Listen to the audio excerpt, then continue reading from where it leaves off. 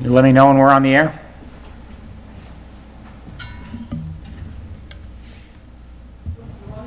We're on? Okay.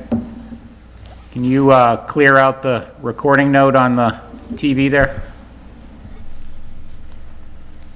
Thank you. Okay, good evening, everybody. Tonight is Thursday, January 27th, and this is the meeting of the Lunenburg Finance Committee. We are at Town Hall in Lunenburg, and tonight we have 5 members present. We have 2 members that are currently not present, Mr. Passios and Mr. Menard. I do not expect to see Mr. Menard tonight. I don't know if Mr. Passios will be here. First, I'll call the meeting to order and begin with the preamble. In accordance with the requirements of the open meeting law, please be advised that this meeting is being recorded and broadcast over the Lunenburg Public Access channel and on Facebook Live on the Public Access Facebook page. The following information is also provided for members of the public that would like to participate in the meeting remotely. To participate remotely from a computer, please use the Zoom app using meeting ID 7927370353, or from a telephone, dial toll-free 888-475-4499 and enter webinar ID 7927370353. If you have not registered with Zoom, you'll be asked for your name and an email address. Note that no participant ID is needed. Just press pound when asked. Telephone users may dial *9 to request to speak after joining the meeting. Computer and app users may use the raised hand feature to request to speak. Please note that the available Zoom option, broadcast, and recordings are for the convenience of the public. If any technical difficulties were to occur, the meeting will continue. If you wish to continue to participate, you must report to the location on this notice, and please be aware of this and plan accordingly. Also note that wearing face masks is currently required of all persons entering town buildings. This agenda lists all the topics which may be discussed at the meeting and are those reasonably anticipated by the chair. Votes may be taken as a result of these discussions. Not all items listed may in fact be discussed, and other items not listed may also be brought up for discussion to the extent permitted by the open meeting law. Would everyone please rise for the Pledge of Allegiance? I pledge allegiance to the flag of the United States of America and to the republic for which it stands, one nation, under God, indivisible, with liberty and justice for all. Okay, I just want to note that while I was reading the preamble, Mr. Passios joined the meeting remotely. Dave, can you just give us a sound check? Yep, I can hear you loud and clear on this end. Awesome, thank you. All right, are there any announcements from the board? I do have one announcement, and the town manager may help me out on this. Just a reminder that on February 1st, there will be a select board meeting that will include both the legislators and there'll be a special presentation from a consulting firm that we've retained to talk about ARPA spending. And so we're welcome to attend.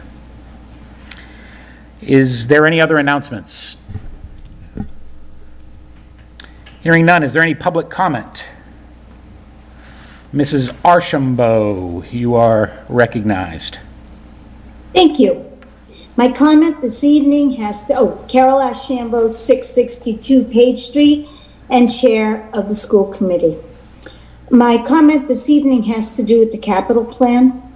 The school committee was disappointed and disagrees with the priority positioning of the air conditioning project at the primary school by the capital planning committee. The primary school was designed with air conditioning. As money became an issue during the build, the air conditioning was placed on the back burner for a later time, although the airflow in the building design does depend on it. The months of September, May, and June have been increasingly warm. Educating students to their potential is impossible when temperatures in the classrooms are 90+ degrees with humidity. There are also students with health issues that are triggered by heat. Their right to a free and equal education is compromised. Both staff and students have become ill with heat-related symptoms. During summer programs, our youngest learners are displaced into the middle high school for the air conditioning. The furniture, bathrooms, and supplies are not age-appropriate. The primary school should be serving our children for the next 30 years. We need to figure this out. If capital plan funds are not the answer, does this qualify for ARPA funds? We need to find a way to get this done. Thank you. Thank you, Mrs. Archambault. Are there any other public comments, either from the public or members of the board? Okay, I do have a brief comment pertaining to Mrs. Archambault's comment and pertaining to the capital plan. At our last meeting, I had expressed some reservations relating to the issue that Mrs. Archambault outlined. And since our last meeting, the town manager has presented her recommendations for the capital plan to the select board and will be presenting that presentation tonight to the finance committee. I still have the same reservations. I think that in the time since, I've had multiple conversations with several department heads. And I think that over the course of,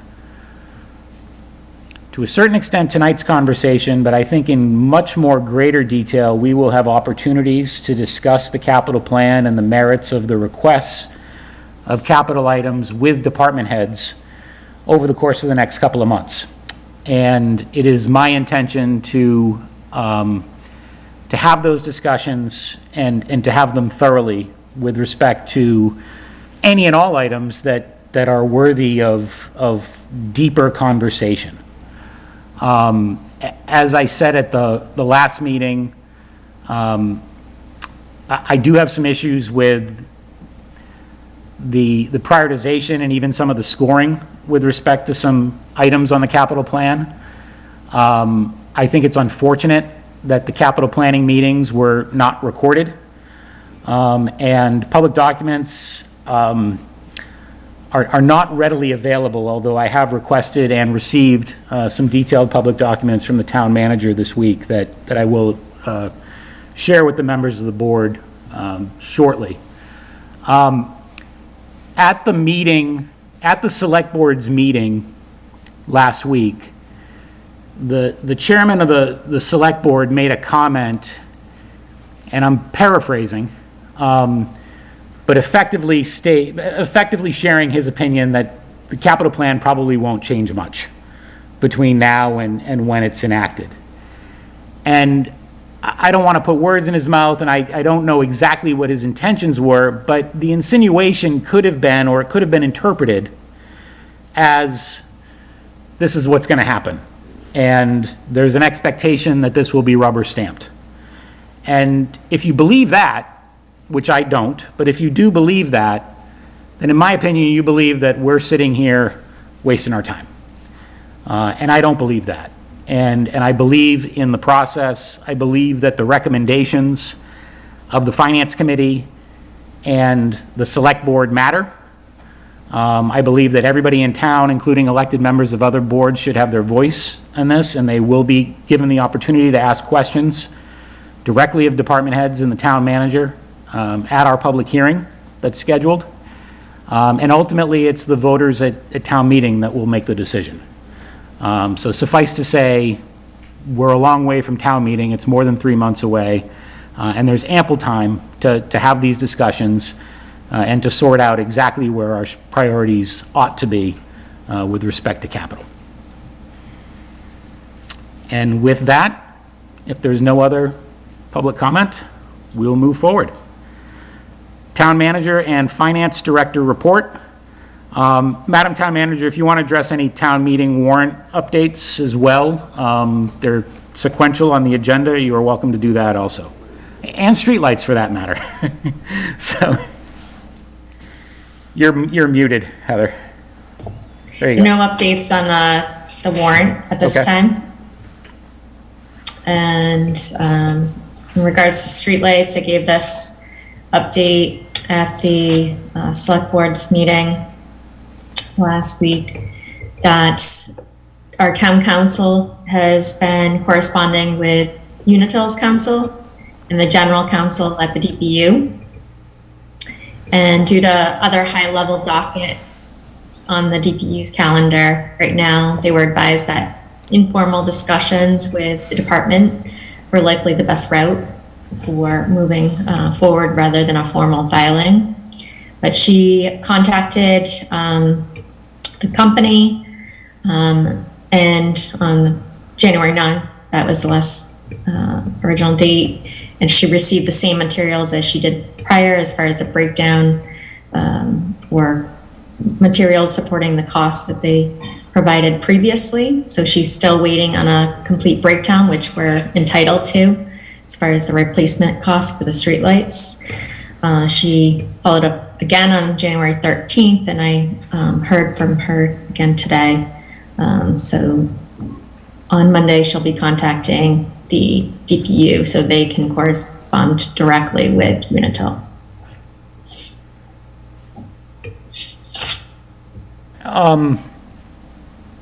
Is there any, I'm not quite sure how to phrase this question. Are you aware of any DPU policies or guidelines that address a timely response and or process with Unitil on this type of matter? That is why we originally had council reach out to the DPU as far as to start that process. But based on what they have on their docket, they advised our council, who actually used to work at DPU, that the best course was to correspond between the parties. And if I understand the recommendation. I guess the reason why I asked specifically about a policy or some sort of written procedure is that an informal conversation doesn't start a clock, whereas a formal request to be put on a docket or to get a hearing or whatever at least starts a clock that we can demonstrate, if this were to come to some form of actual litigation, that we could demonstrate, you know, that what's happening is beyond reasonable. And, you know, as nearly a lifelong ratepayer in Massachusetts, as I expressed at our last meeting, I have very little faith in the DPU, honestly. And so it doesn't ease my angst on this issue that we are informally engaging with the DPU. And I suspect that most reasonable citizens would share that skepticism. understood.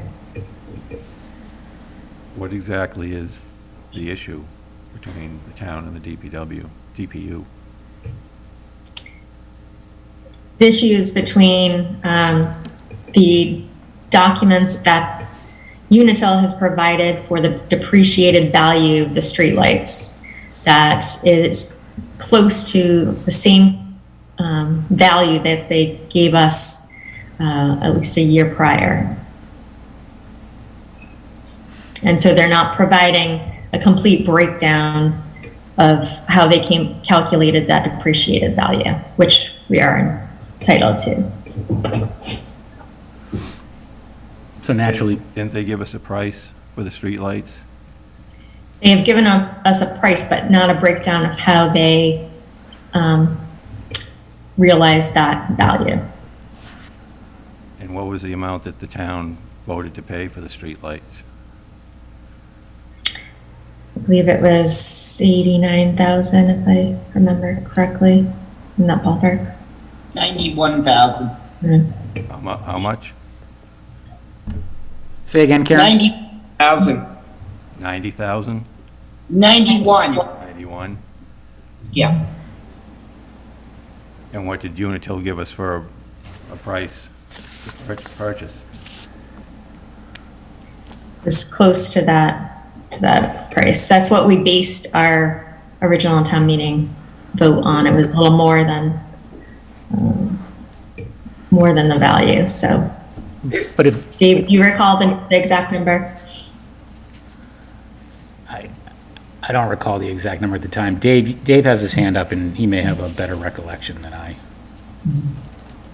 Yeah, I was just going to comment that, number one, Heather, correct me if I'm wrong, if we had done that formal filing, the clock would have been either 60 or 90 days. Whether DPU could meet that time frame or not is irrelevant to me, and I thought we had expressed that from the committee. But anyway, I'll leave that alone for right now. It's a mute point right at the moment. Excuse me. The other thing is that the issue is that the last two numbers that Unitil has given us, the last one specifically, increased from the previous one. Yet we have a history of what's been done to the streetlight system since we started this project. I don't know how long ago we look back, but we look back a number of years, and you can count on both hands how many streetlights they've changed. So we're questioning how the infrastructure costs can increase by the amount they showed on their second quote, when they did nothing to the system. That's one of the issues. And on top of that, we have, I don't remember the percentage, but there's a high percentage of streetlights still out there that are totally non-functional, and that's been verified. So again, we're paying more money for streetlights that right now are totally non-functional.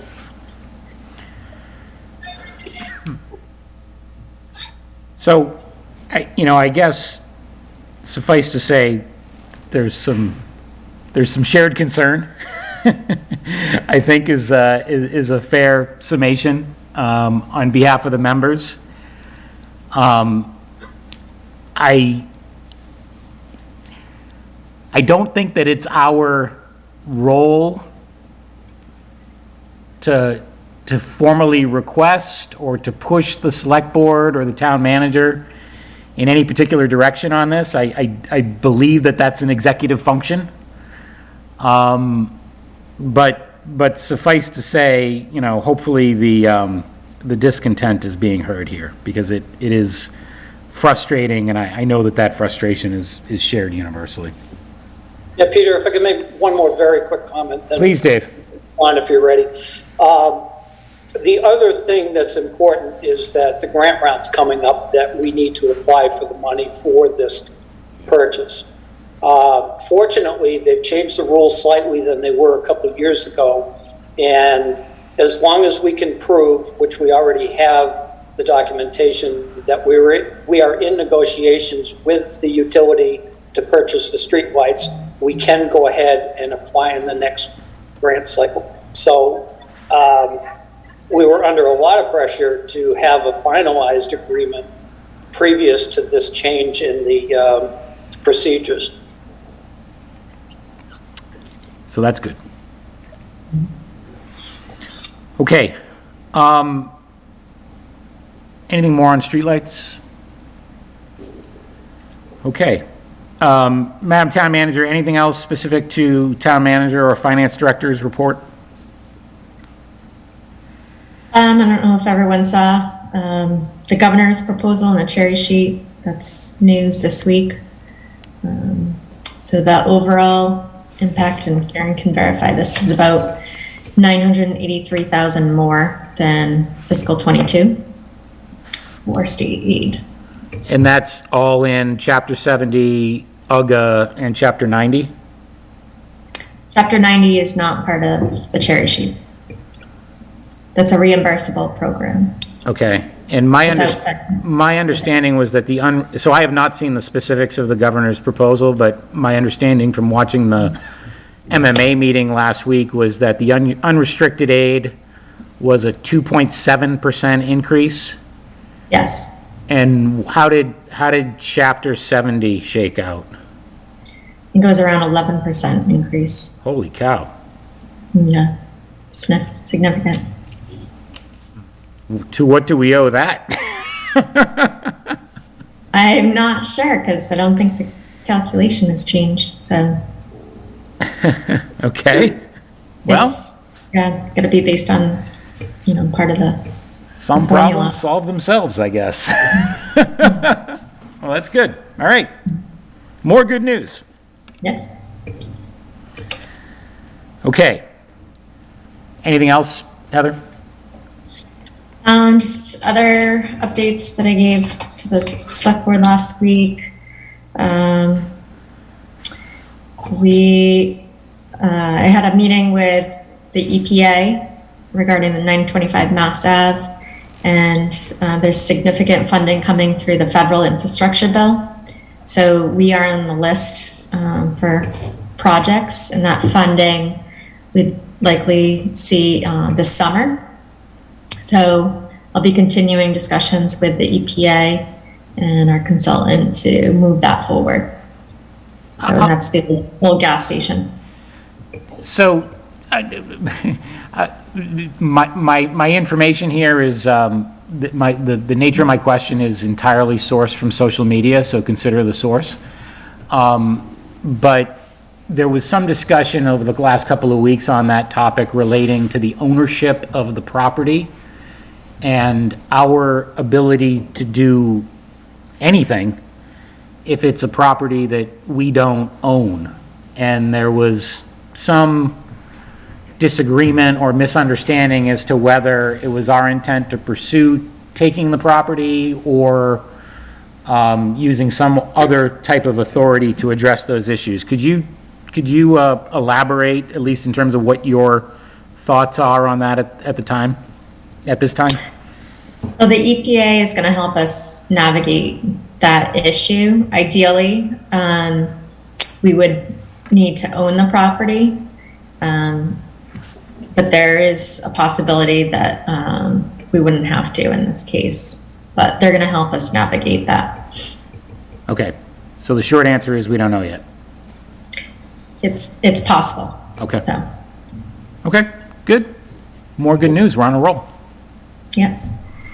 Let's see. We know that regarding our dispatch district, Townsend is withdrawing from the district, but we were given formal assurance from the state 911 that we would not see a financial impact due to their withdrawal for both this fiscal year and next fiscal year. And ARPA funding, like you said, we have that presentation that our consultants will give on Tuesday. That will be, the state delegation is at 7 p.m. The consultants will be there on at 7:30.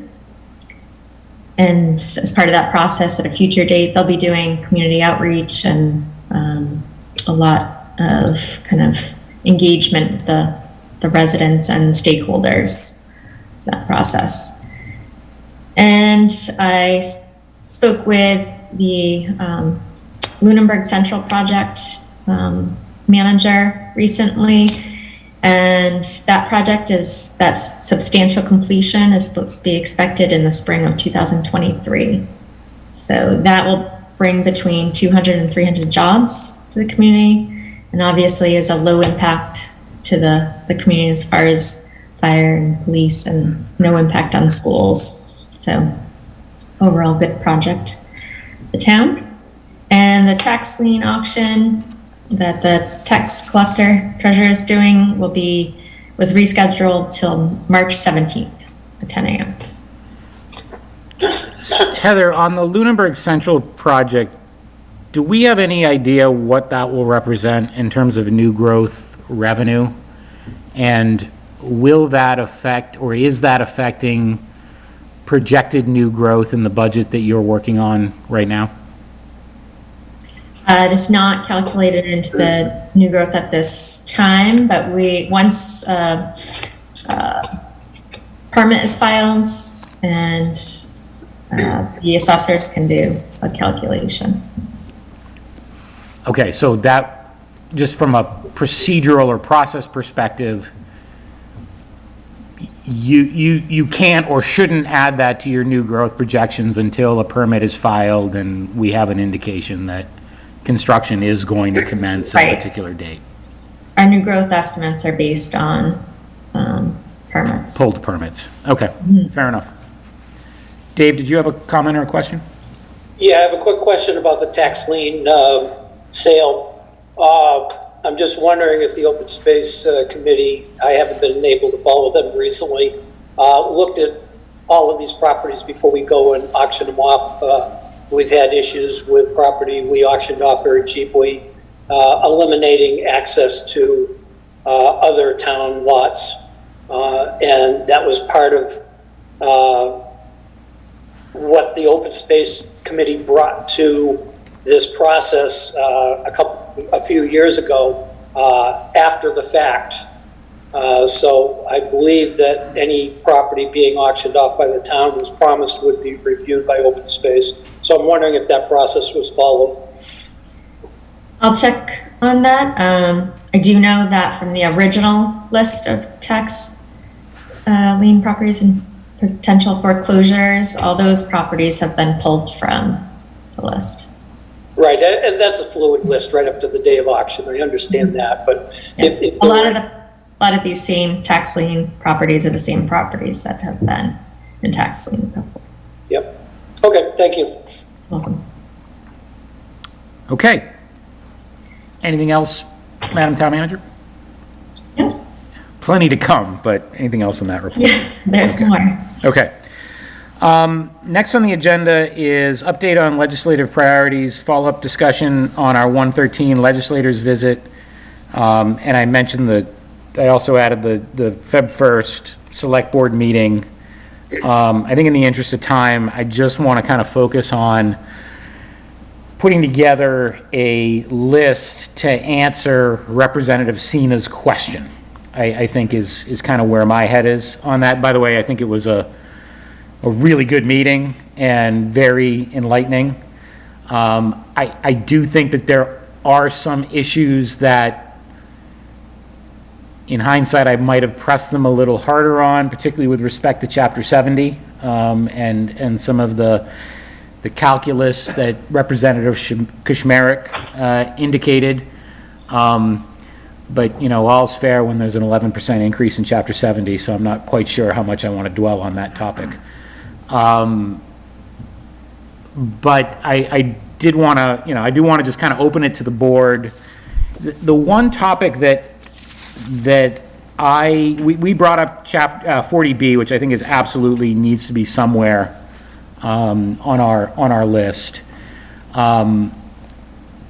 State involvement or state aid in some of these projects, such as 30 School Street and or Marshall Park, and to whatever extent that they can help us to find the grant money that we need to see these projects through, I think would be financially advantageous to the town. And then one other topic that came up or dawned on me that I hadn't thought of, but did come up at a select boards meeting within the last several months, is there is actually legislation that has been filed on the fees that are paid by Comcast to support PAC. And for the benefit of the new members, there's sort of an ongoing concern that as cord cutting continues, the revenues that come in as fees for cable television are decreasing. Because those fees are not applied to broadband service or Netflix or Hulu or whatever. And so there is a bill pending in the legislature right now that effectively broadens that tax and would firm up that revenue base for services such as PAC. And unfortunately, that's my very pedestrian way of explaining it. I'm sure there's a much better way to do it. And my intention was to look up the specific information from the and contact the chairman of the PAC to get those specifics. But, I think that anything we can do to encourage broadening support for that revenue source, I think would be in our best interest in the long term, although right now PAC is pretty well funded. But those were my thoughts. I don't, I want to open it up to the board and see if anybody else has any thoughts that they would like added to that correspondence.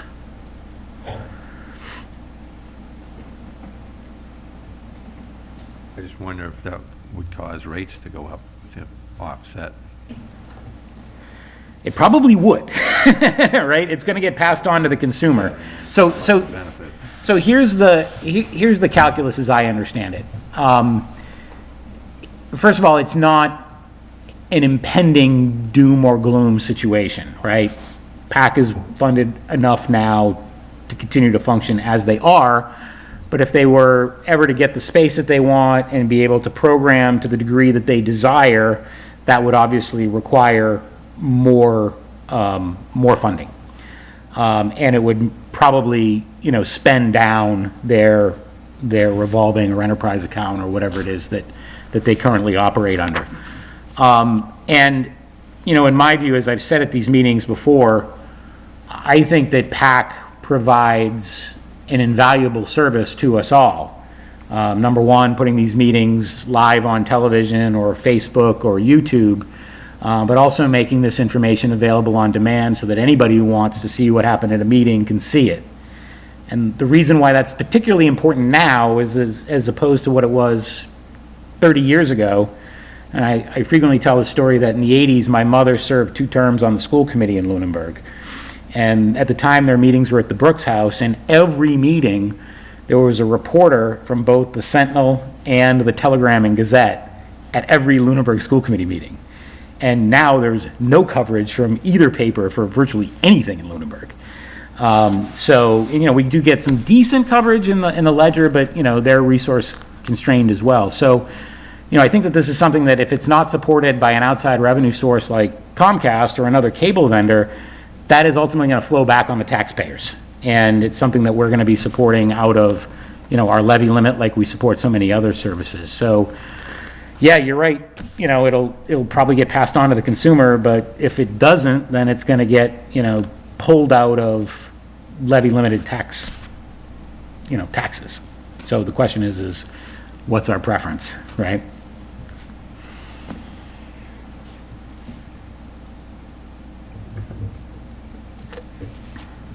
And by the way, my opinion, I think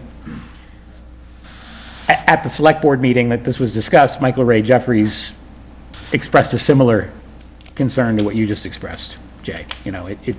The money does come from someplace, and it's not coming from outside. It's coming, it's coming from someplace. So you're absolutely right. Any other thoughts or items that you guys specifically want to see listed? I will review the meeting and construct a letter that I'll circulate to you guys in advance of sending it, but I did want to take a moment on the agenda just to make sure that we're all heard. For me, one of the things that I saw, this is probably a very long-term thing that they could work on, is there is, at least I don't know of anything to help cities and towns with underutilized or non-used municipal buildings. I mean, if you have a school, they'll give you 50% to build it, but there's nothing there for old libraries and fire stations and police stations and schools that are no longer used. And it's not just Lunenburg, it's every town has it. Leominster, Fitchburg have tons of buildings like that. And even, go through Boston, everywhere. So if there was some kind of a way to go in and have resources, have expertise, have something at the state level to help a city or town deal with those things, and maybe funding too, but, start off with expertise would be great. Okay, I think that's a really good suggestion, and you're absolutely right. In fact, it came up in last night's municipal building committee. Mr. Jeffries made the point that, the issue that we're dealing with in the center of Lunenburg around our aging historical municipal buildings is not a unique phenomenon, right? In fact, it's fairly universal throughout the state of Massachusetts, to include both cities and towns. It's a pretty big issue. And you might even be able to, some of the schools are turned into affordable housing, which could help you with 40B, so. Yep. Could be a dual thing if you could do it right. Okay. Very good suggestion. I'll definitely incorporate that. Anything else? All right, hearing none. Once again, a reminder, that same cast of characters will be here next Tuesday. So, okay. Madam Town Manager, let's move forward to the fiscal forecast presentation and discussion. You're muted, but I think also I'm going to have to make you co-host or something so that you can share your screen, right? Yes, and if you don't mind, I'm going to start with the capital plan. Oh, okay. Sure.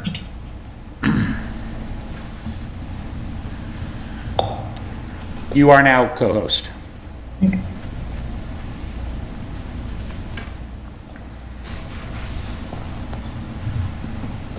All right, can...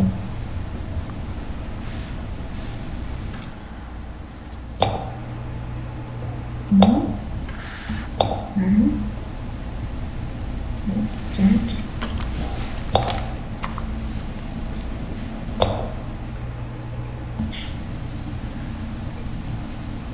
All right, can everyone see?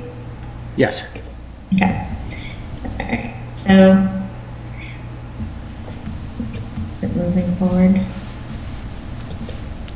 Heather, for what it's worth, we've got your PowerPoint admin console, you're not in full screen mode. Okay. It's showing full screen mode in my end. So you're sharing the wrong screen. We can, oh, there we go.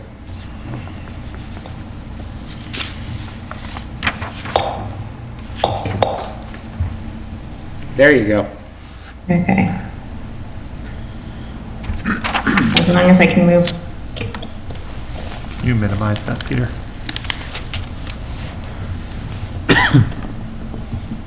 For some reason, can't move forward though. Okay. So on the bottom left of your screen, there's a very light forward button that you could probably navigate with your cursor. Right there. Okay. There you go. Thank you. Hey, anytime. Just call me tech support. So let's start. What qualifies a capital project?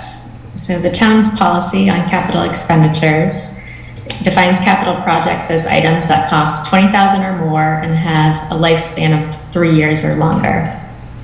The Massachusetts Association of Town Finance Committees defines projects as major non-recurring expenditures for one of the following purposes: acquisition of land for a public purpose, construction of a new facility, any planning, feasibility, engineering, or design study related to a capital project or capital improvement program, equipment for public improvements when they are first constructed, such as furniture, office equipment, or playground equipment, or major equipment which is expensive and has a relatively long life, such as fire apparatus, garbage trucks, and construction equipment. When we talk about the process that is undertaken, the Capital Planning Committee receives all the requests and that are submitted by town departments, and that's for, we actually go out 10 years. We're only required to do 5 under the charter, but our plan goes out 10. And the Capital Planning Committee first met on September 14th, and all the documents were sent to departments in late September, and the committee met with the different departments throughout November and early December, and they reviewed all the projects as a group and then prioritized all the projects in December and finalized that on January 4th. The forms which are sent to departments were based on the UMass Collins Center capital planning documents that include categories such as effective effectiveness of government, the effect on the operating costs, effect on revenues, whether the project is mandated by state or federal government, whether grant funds are available, and how the project contributes to such things as economic growth, public safety, public health, and education. Like I said, the Capital Planning Committee evaluates the capital requests based on the responses to these categories that receive a rating, overall rating, and the Capital Planning Committee uses this information as a starting point for prioritization, but also discuss projects in the context of verbal discussions with the different department heads. The Capital Planning Committee prioritized 31 capital projects for fiscal 23 and provided this prioritized list to me on January 4th. And per the charter, the town manager can modify the list of capital projects as part of the proposed budget for the next fiscal year. The plan is presented at the annual town meeting and it can be amended until that time and reflects the capital planning plan that is proposed tonight reflects the same projects that the Capital Planning Committee provided me on January 4th, with a difference in prioritization of some of the projects.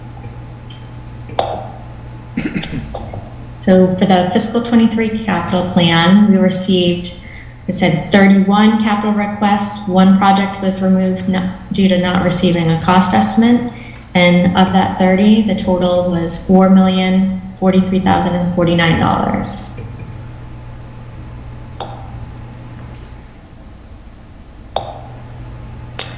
When we look at categories of percentage of the requests, the police were 4% of the requests, general government was 4%, schools were 8%, highway was 13%, and town facilities was 66%, and infrastructure was 5%. So the recommendation was to fund, at this point in time, is to fund 20 of the 30 projects for a total of $1,740,049. The first priority in my list of, this is according to my prioritization, priority number 1 was for an infrastructure project at Page Street, the culvert, to reconstruct that culvert for $150,000. This is to replace the culvert where the bottom of the culvert has deteriorated. The roadway over the culvert is showing signs of failure, as you can see settlement in the pavement, and the design costs for this project were funded as part of the fiscal 22 capital plan. The culvert's beyond its expected lifespan. The replacement will increase efficiencies and effectiveness, reduce potential liabilities, and contributes to public safety, environmental sustainability. Priority number 2 was for the DPW for a 10-wheel truck with plow and sander for $250,000. This truck would replace the 1994 Mack 10-wheeler, which is beyond its reasonable lifespan. That vehicle has approximately 100,000 miles on it. This truck will increase the effectiveness of the department, decrease costs due to repairs that are needed on the current truck, and contributes to public safety.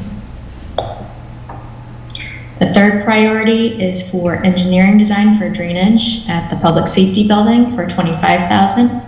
This request is for engineering design to address the drainage and pavement deterioration that is causing excess water and moisture in that building. Paving at the rear of the building is breaking apart due to the lack of proper drainage and poor construction. This year, mold grew in the training room, and an air quality assessment was performed. It was ultimately determined that the air quality was at acceptable levels.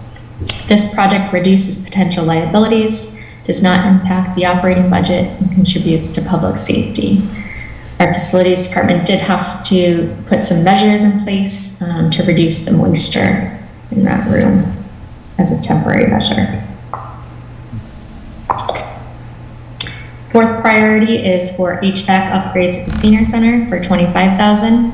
This project is to install 4 new condensers, 4 new heating coils and copper line sets in the cooling system for the newer section of the building. The current equipment is beyond its reasonable life, and the project will increase efficiencies and reduce operating costs. Priority number 5 is for the master plan for $110,000. This project will supplement the remaining $43,000 from the fiscal 20 capital plan article for updating certain elements of the master plan. This funding and the remaining funding will be for the completion of the entire master plan. This request is based on feedback that the current allocation would not be adequate for 2 elements of the master plan and is more cost effective to do the entire update at once. The master plan should be updated every 10 years. The 8 elements that need to be updated were last updated in 2002. This project is mandated by the state, will increase effectiveness, efficiencies of town government, contributes to economic development, cultural or recreational opportunities, environmental sustainability, and aesthetics and historic preservation. The 6th priority is for a 2-way radio system for the DPW for $35,000. Currently, the DPW uses old portable radios from the police department and need to use cell phones during winter road clearing operations at times, and the updated radio system would provide better coverage all over town. The project would increase effectiveness and efficiencies, reduce potential liabilities, has no impact on the operating budget, and contributes to public safety. The 7th priority is for replacement of the canine for $24,250. This request is to purchase a new canine and its related costs. The current canine, Jerry, has been in service since 2014 and has served longer than is usually expected for a canine. Jerry will be retiring in fiscal 23, and the cost of a new canine is $8,500, and the cost for the training and equipment is $15,750. This project increases efficiencies, decreases potential liabilities, does not impact the operating budget, and contributes to public safety. The 8th priority is for a new police marked Ford hybrid cruiser for $62,000. This cruiser would be an addition to the current fleet to accommodate the 10-year staffing plan. The new cruiser would be a Ford Interceptor hybrid. The project would increase effectiveness and efficiencies, reduce potential liabilities, has no impact on the operating budget, and contributes to the public safety and environmental sustainability.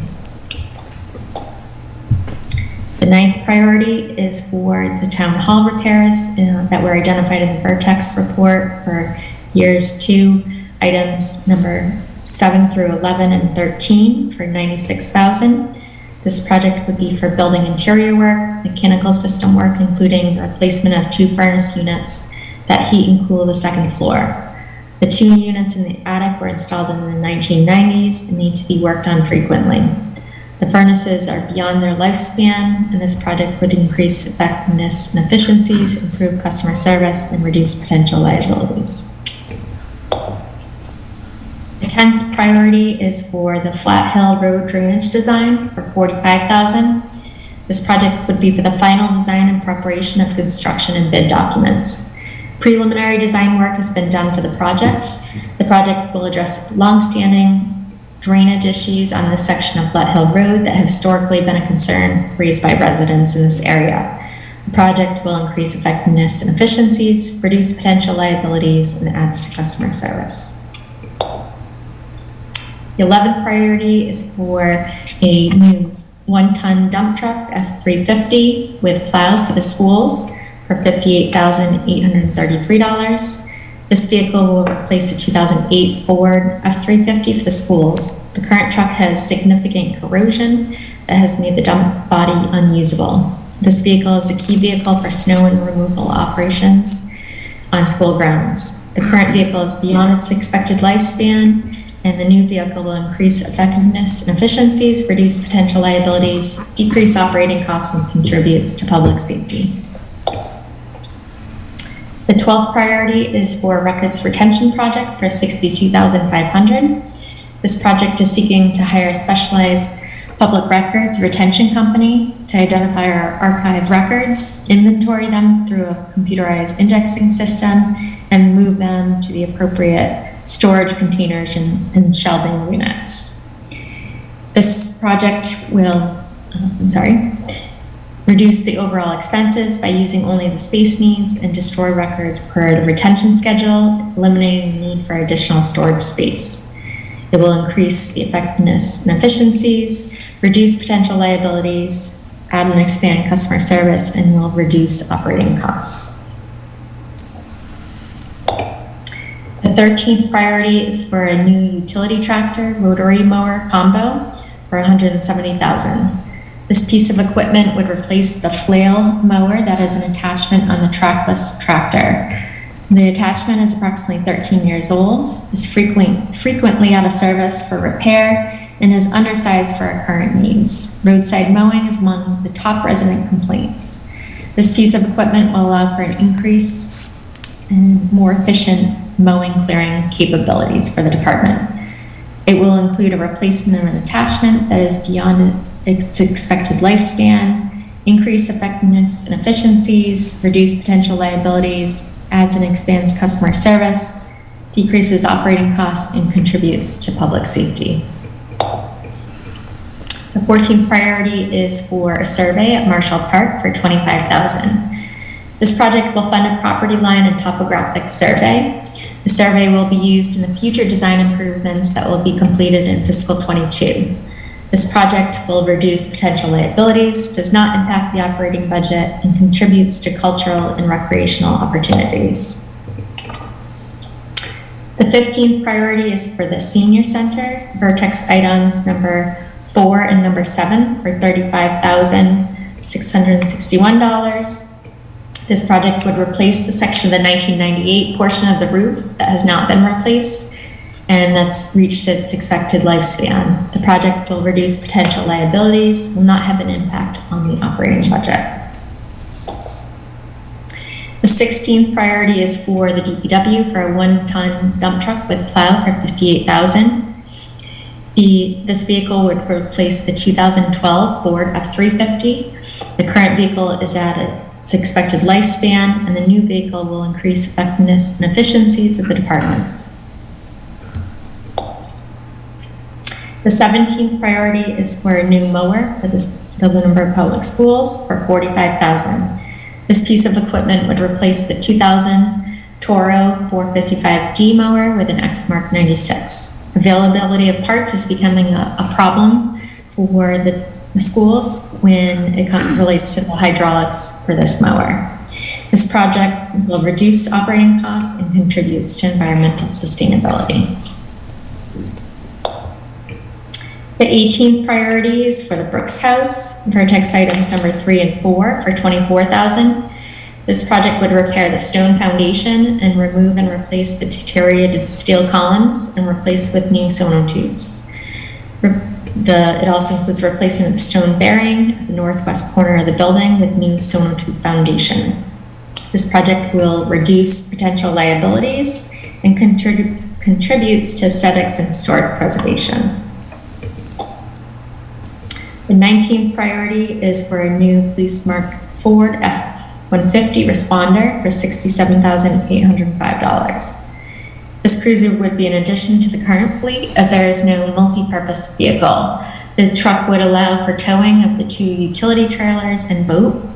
During the winter months, would be used for patrols during inclement weather and to transport snow removal equipment that the department has used to assist the elderly in snow clearing.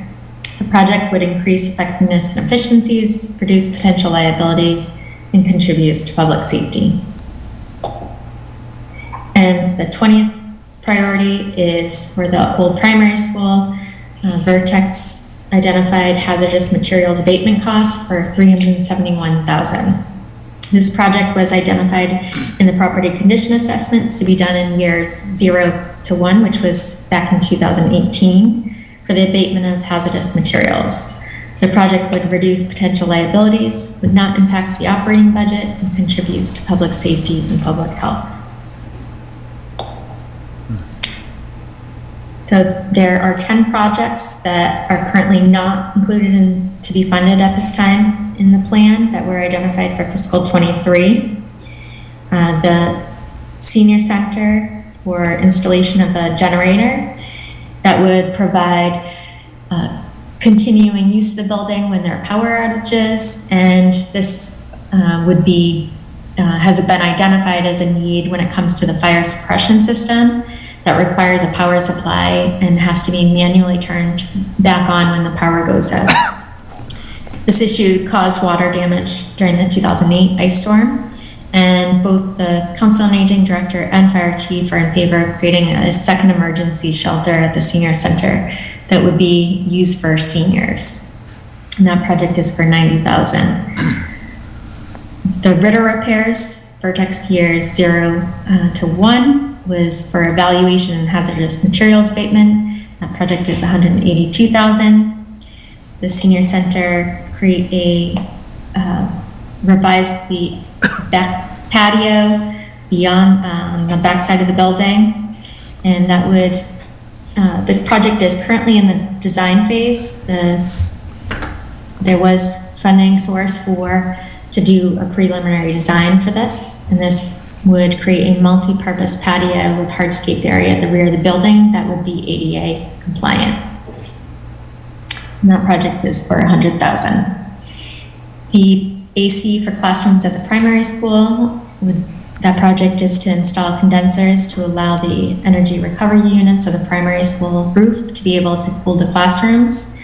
In 2004, when the primary school was constructed, 2 of the units were provided with cooling capabilities, and locations and sizes were set for providing condensers at a later date.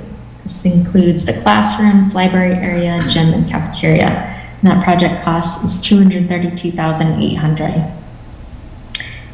Another project is for the Brooks House, vertex items 5 through 12, and that's for building exterior work and roof repairs for $132,000.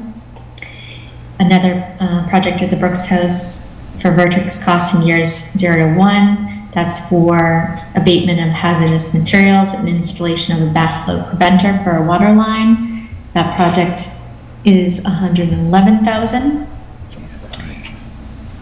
The senior center new parking lot. This would be to create a new parking lot between the Eagle House and the Kids Kingdom to create more off-street parking, because that's been identified as a need for additional parking at the senior center. And this project was not ranked due to insufficient information, and that further preliminary information was needed. And that project was $150,000. The public safety building, public records room, this project would finish the unfinished space on the second floor of the police side of the building, which is approximately 34 by 28 feet in size for record storage and office space, and that was for $230,000. For the public safety building as well, there's unused space on the fire side of the building, and this project would finish that space to be used for a gym area, which is currently a gym area, but it would finish that space, record storage and equipment storage, and that size, that area is 28 by 84 feet. And that project cost is estimated at $132,000. And lastly, the TC Passios repairs identified in the vertex condition assessment for years 0 to 1 is for the evaluation and hazardous materials abatement, electrical service, testing, inspection, and backflow preventer for $943,000. Total project that are not funded at this time in the plan is $2,303,000.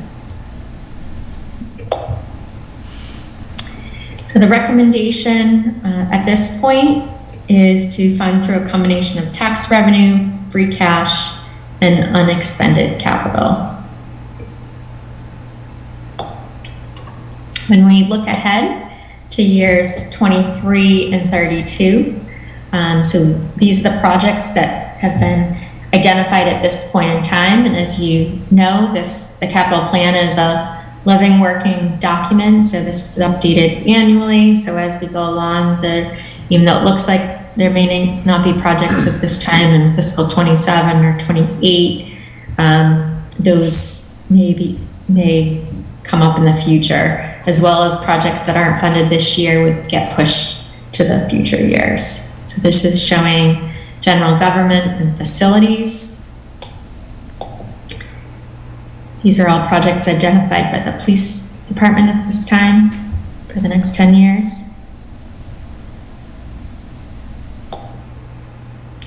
This slide shows the fire department and the schools capital requests at this time for the next 10 years. And this is the highway, both infrastructure and equipment and vehicles. So if we look at our 5-year average expenditure, it's 1.3 million, and the 3-year is 1.47 million. So given their capital projects totaling 28.98 million at this point in time for the next 10 years, and if our funding remains consistent, we will not be funding approximately 14.28 million to 15.98 million in capital requests. However, this total includes the repairs to the TC Passios building, which equate to 4.5 million, and the Turkey Hill Elementary School, which equates to 14.7 million, both which projects would be expected to be debt exclusions.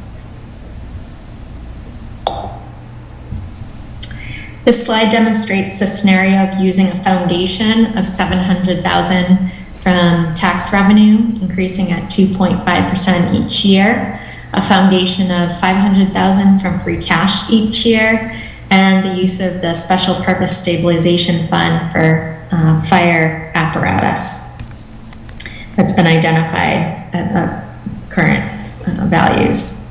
So if we continue to put funding into the Special Purpose Stabilization Fund each year, we'll eliminate the need to borrow for this costly equipment, fund it out of the Special Purpose Stabilization Fund. And depending on our end use for certain town buildings, and if the projects in the 10-year plan for these buildings are eliminated, it would reduce those amounts in the plan as well. And ultimately, there would be a financial impact for the buildings, but the end use and eliminating those from the capital plan will impact our need for financing.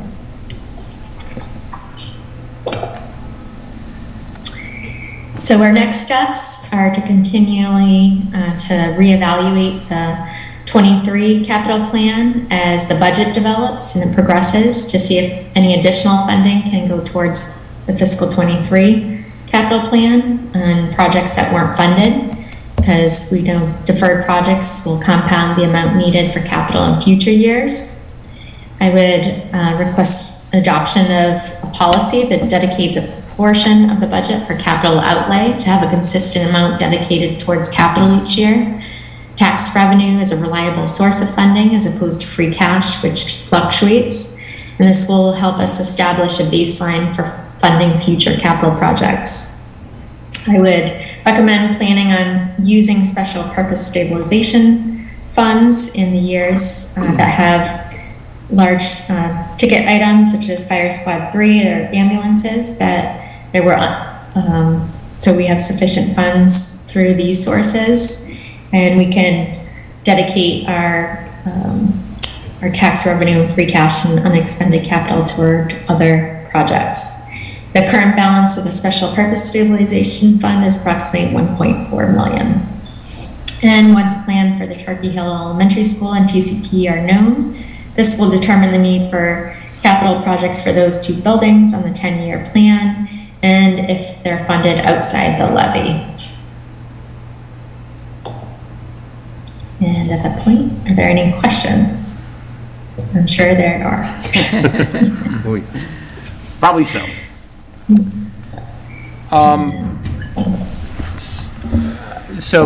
I just want to. All right, we stop sharing? Yeah, go ahead and stop sharing, Heather. We can share back if we need to get specifics on any given slide.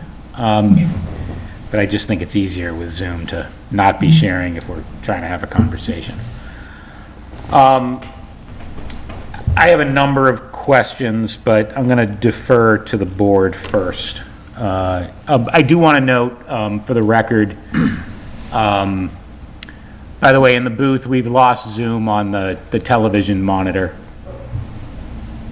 For the record, Dave Passios messaged me. He had to drop due to an emergency at work, and will try to join back as soon as possible, but he is not participating in this portion of the conversation.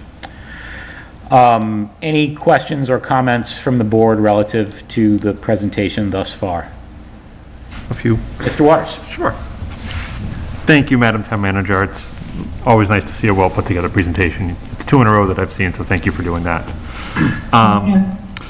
I guess my first one just kind of comes down to the supply chain issues that are going on for number 8, number 11, number 16, number 19, that's all vehicles.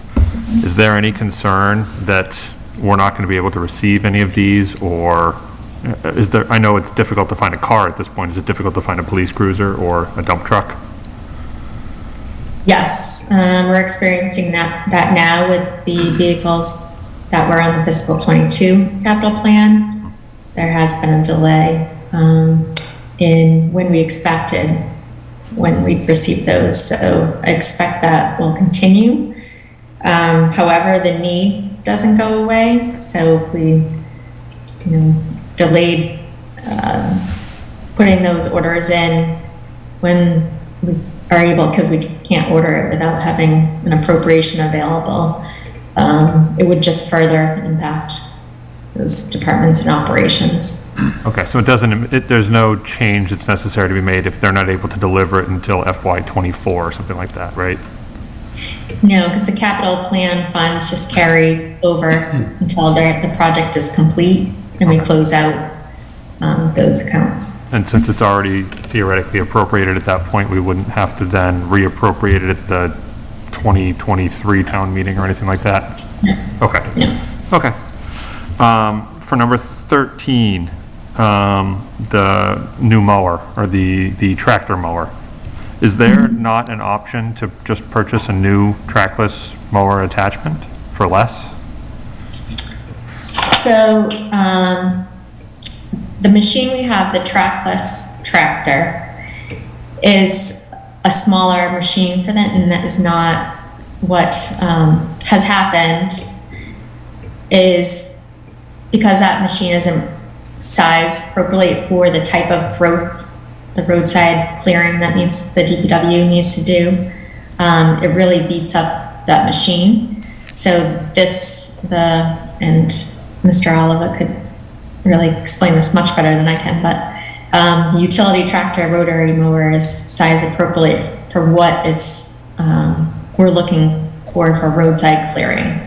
The trackless piece of equipment has a snow blower attachment, so it clears sidewalks. We have about 6 miles of sidewalks that the DPW does. So that's to the center of town, the Whalum area and Summer Street. And it also has a cold planing attachment. It can be used to make berms and milling for roads that they use. But for what we need for the roadside clearing that we do, the trackless, and that even if a new flail arm was purchased for that piece of equipment, the size of that machinery is not appropriate for that use. Okay. It's more for mowing. Okay. Thank you. For number 17, the new mower for the primary school, is that strictly to be used for the primary school, or is that owned by the primary school at that point, or is it owned by the town? Are they able to use it elsewhere? Schools. Strictly the school? It's general school. LPS is Lunenburg Public Schools. Okay. Not Lunenburg Primary School. Got it. Okay. Yeah. I was going to say, it's like we're just buying one mower for one little field. It just seems like a large expense. Okay. For number 20, for the old primary school, is that something that we are required to do at this point? I mean, is the building, is that just to maintain the building so it doesn't fall into complete and utter disrepair? Or is it, what's the purpose of doing that rather than spending it on, as Ms. Archambault said, I don't know, air conditioning for kids or something? The intent, and I don't know if everyone on the committee has tuned into the select board meetings, and their goal for that 30 School Street property is they're proceeding with requesting demolition of that building. So that would be required, hazmat abatement would be required before demolition. Okay, so that is to get ready for that process then, it's not? Yeah. Okay. And then the last question I have is just, I realize I don't think we have anyone from the CPC here anymore. Is there any idea what kind of chose them to prioritize records retention over, personal comfort and safety of kids and senior citizens or anything like that? Just out of curiosity. I wouldn't want to answer that for the committee. Okay. Do we prefer a member of the committee answer that? Okay. Do we ever have a chance to meet with CPC? It's not something that we've historically done. It's certainly something that would be, in my view, reasonable if we thought that it would be appropriate. I think particularly if we were leaning toward the Finance Committee reserves the right to make, and as a committee, we have basically the first option to propose an amendment to a financial article at town meeting. And so if we were to find that we wanted to reprioritize or subtract or add to this, or we just were perplexed on a particular issue and decided that we wanted to have a joint meeting with the Capital Planning Committee, I think that would be completely in order. Okay. It's not something that we've done in my tenure on the committee, but given the right set of circumstances, I think that would be certainly possible. I think it's just, I know they'd put in a lot of time and effort for these decisions. It would be nice to just be able to actually pick their brains rather than just say on this little slide, this is what we have to go on for the reasoning. Why did you leave off, 21 through 32? Yep, I think that's a fair point. That's all I have. Thank you. I would just add to that, and I'm not going to speak for them. This is just speaking to the process. Is like you said, they do spend a lot of time. They meet with all the departments, ask a lot of questions during those meetings. Anything that needs follow-up, they request the follow-up questions be answered. They do review the rating criteria through the evaluation tool that's used, and then go through their list and prioritize projects. So do a very thorough review. Okay. Thank you. I would add, though, that the way the process works is it starts with the CPC, and the town manager is obviously very involved in that process. But what you are seeing today is the town manager's capital plan proposal. In fact, there were, and I don't know if she mentioned it tonight or the last time she presented it, I mixed them up in my head. There were some actually reordering of the prioritization. Right. It didn't have a net effect here on what was above or below the line. But tonight's proposal is the town manager's proposal, not the CPC's proposal. She's informed, obviously, by the prioritization and the rating that the CPC has done. And as you both indicated, I think that their time and attention to this should be taken into account. Mr. Bailish. Yes, so, Madam Town Manager, that was actually my question, because you said it kind of quickly during the presentation that and I just wanted to clarify this, you've reprioritized the 20 projects that are approved, or you have, I just want to understand the CPC recommended these 20 projects, or they just ranked all the projects? How did that work? Yeah, they ranked all the projects. They didn't put a plan together. Okay, So you can see how they ranked the projects and how I ranked the projects on slide 9, which is the plan presented tonight, as well as the slide that shows the projects that aren't funded right now. It shows both my ranking and the CTC's ranking. Okay, yep, I did not see that, so. There's also work that, and the town, I believe it was the town manager shared the file with me this week, that, or maybe it was Mr. Lightnin, shared with me a file that actually represents all of the calculus behind this. So, for example, Madam Town Manager, please correct me if I'm wrong, but my understanding on this is that the department heads go through a process of scoring their requests. And they use, I believe it's called a Collins Center rating, which was devised by somebody at UMass originally, I believe, that takes into account a bunch of different criteria. And that scoring is presented to the CPC. The CPC doesn't do the scoring, but they do the prioritization with that scoring as one of the inputs that they consider. Is that correct, Heather? Correct. The departments fill out the evaluation tool, and depending on their answers to certain categories, the project receives a rating. So that document that I received from Mr. Lightnin or Heather, I can't recall whom, does have all of that detail in it, and I will email that to the committee. It's a dense document. I don't think we'd be able to go through it tonight, but I do think that it might be worth going through after tonight's meeting. We have 3 weeks before our next meeting to take some time to study, because I think that there could be some really pertinent questions that could evolve from that analysis when we meet with the department heads. Sure. Okay, but I see from those rankings, I mean, the top 20 is your top 20, even though in a slightly different order. Yes. And I was going to jump to page 38, or 37, I guess.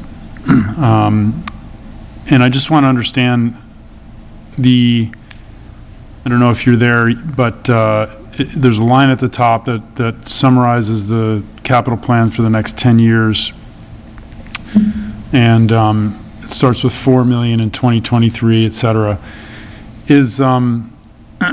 Can you just, and then down the bottom is the various funding pieces, and I just want to understand, one of the points here is that the total capital plan includes the TC Passios 4.5 million and the Turkey Hill 14.7. So, but we think that those would be subject to or under the debt exclusion. So is this capital plan in practicality potentially overstating the needs? Is that what I'm getting? That's what I was trying to get to. If we remove Turkey Hill and Passios from those figures during the next 10 years, it almost cuts our capital costs in half. Okay. Got it. And then last point is on page 38, or last question. So where does the 1.7 million or so that you're allocating to this, can you just go over again how you're getting to that number? And the free cash is $1 million in 2023, and then afterwards it's 500,000. Can you talk about that a little bit too? Yes, so for fiscal 23 at this point in time, I've identified conservative amounts that we could use towards capital, 700,000 out of tax revenue and $1 million from free cash. And the plan also includes $40,049 from unexpended capital. That's from projects in previous years that can be closed out and reallocated to current capital. So going forward, this scenario demonstrates increasing our tax revenue that we contribute towards capital each year by 2.5%. And so we've retained that base amount that's always dedicated from tax revenue. And we can, and also shows using 500,000 from free cash each year. But free cash is a fluctuating number. We've seen positive free cash amounts in the last few years, so we've been able to spend more free cash on capital needs. And it also shows using special purpose stabilization funds that we're contributing to each year towards fire apparatus. So those are some large expenses, like in fiscal 26, we have 432,000 that's identified for an ambulance. The next year is 1,146,000. A couple of years after that, 500,000, and then the 10th year, 863,000. But if we continue to contribute money into the Special Purpose Stabilization Fund, we can pay for all those pieces of equipment right out of that fund without having to borrow. Okay. And you're pretty confident about the $1 million of free cash in 2023? And then how confident are we in the 500,000 going forward? Based on our, if we keep what we've been doing, is we project conservatively for our local receipts, because local receipts are also fluctuate. So free cash is made up of closeout from appropriations from the end of the fiscal year, as well as revenue estimates exceeding, or actuals exceeding estimates. So, and that's a piece of it. So if we keep continuing on that trend, being conservative in that respect, I'm pretty confident that we can spend that much towards capital. Okay. Okay, that's all I have, Chairman. Okay. Any other comments or questions? I just had one quick question on the Brooks house. This year there's like 24,000 for capital improvement, but in the next year again, I know we're not voting on, they wouldn't be voting on this year, it'd be next year, but there's another $260,000, and then a couple of years later another 100,000. I'm new on this committee, so what do we actually do with the Brook House now? Is that actually being used, or is that? So that building is under the care and custody control of the select board. That was transferred from the town to from the school to the town years back. It currently does, as far as I know, unless that's changed since the new facilities director at the school's taken over from John Londa, but his office was always in the building. And that's just to maintain a presence in the building, make sure that the space is being properly used and not left vacant. The short answer, in my opinion, is it's another albatross that we're throwing money at. Yeah, well, that's, as I mentioned before, it's a problem. Yeah, it's right in line with the point you brought up around old buildings. We haven't even been, I haven't thought about it until I saw the 24,000, go, yes, sir, we have that building too. Yep. Yep. And, and I feel like it's a historical building. It needs to be cared for so long as it's in our custody as a town. I think it would be shameful to neglect that building beyond, the old demolition by neglect that that folks in the Conservation Commission and the APDC talk about. I think that it is our responsibility to maintain that building so long as it's in our care and custody. The question is how do we get rid of it? Put it up for sale. And I don't know the answer to that question. I have another question, if you don't mind. Yes. When we start doing ARPA projects, is that going to be eventually something that will fall into the capital plan, potentially for FY24, or is that going to be something completely separate? I realize it's difficult to crystal ball this, but just for a general sort of procedural question. So will projects in the capital plan be able to be used on capital? Is that what you're asking? I guess sort of partially that and partially just where is ARPA going to fit into a capital plan? Or where could ARPA funding fit into a capital plan? Can it just produce some of the numbers that we may eventually have, or could it potentially, what's the process going to be, basically? So we'll have to go through a prioritization, basically, process with possible considerations to use ARPA funding on. And, Tuesday will be a presentation by our consultants. They're going to go through a whole process with outreach and community engagement on considerations, as well as the stakeholders. So all that input will be taken into consideration. Costs will be identified for each of the possible projects. And ultimately, the select board would need to vote on how we're going to use those funds. We are required to have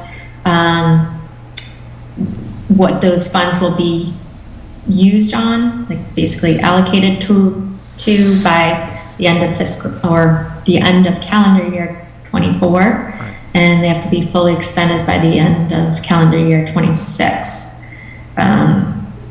So we have that window. They can be used on capital projects. The criteria has enlarged greatly since the U.S. Treasury has come out with their final rule on use of funds. So that's opened it up to pretty much anything under general government category. So a lot of possibilities. Okay. We are trying to maximize what opportunities we have for state ARPA funding and federal ARPA funding, so we, can manage all our needs and not lose out on an opportunity. Is it possible that that's something that could show up as a warrant article or two for this coming town meeting, or? The ARPA funding wouldn't be a town meeting article. It'd just be the discretion of the select board. Discretion, yeah. Okay. We could just spend those funds. We are already in receipt of the funds. It's just now putting a plan together and putting it forth. Okay, thank you. I think the problem is that ARPA's on a 2 to 4 year timeline. Right. This capital plan is on a 3 to 5 month timeline. Yep. So, it's difficult to align those. I totally agree with your thinking, like, can we move the primary school hazmat, and for that matter, everything on School Street to ARPA or what have you, but, the truth is we have to go through the process. And by the way, I think we may learn and may come back and have a discussion in a subsequent meeting based on what we learn and what our impressions are of the ARPA process, that we might say, no, we should move that primary school hazmat, or any other project for that matter, and pursue it, in that light. But the problem is I think, with respect to our discussions tonight, it's premature to get specific on any of it. I have a number of questions, but I want to, sorry, go ahead, Madam Town Manager. I was just going to say, that we have some of the department head here that they may be able to better answer some specific questions about projects in the capital plan, if any members have any. That's a good segue, because I've got a number of questions, but I do want to, I want to be considerate of time tonight. We're going to go through the fiscal forecast, which is going to take probably a considerable amount of time tonight, and it's already 8:30. So, I don't want to go too long on this tonight, because we're going to get lots of cracks at this bat over the course of the next several meetings. But I do have a number of questions as well, so before I jump into them, though, go ahead, Tom. I just have one more comment now that I understand this, and I appreciate your explanation, that I'm very impressed with the prudence and the thoughtfulness that's gone into this. You know, I understand that there's some disagreement maybe on the prioritization, but I'm thinking about the financial picture and the way that you've approached this, and the kind of $1.7 million limit. So I'm quite happy with that overall approach. Thank you. Yeah. Madam Town Manager, at last week's Select Board meeting, when you presented this, Selectman Jeffries noted that the proportion of our spending on facilities versus everything else, road infrastructure, vehicles, other equipment, was considerably lopsided.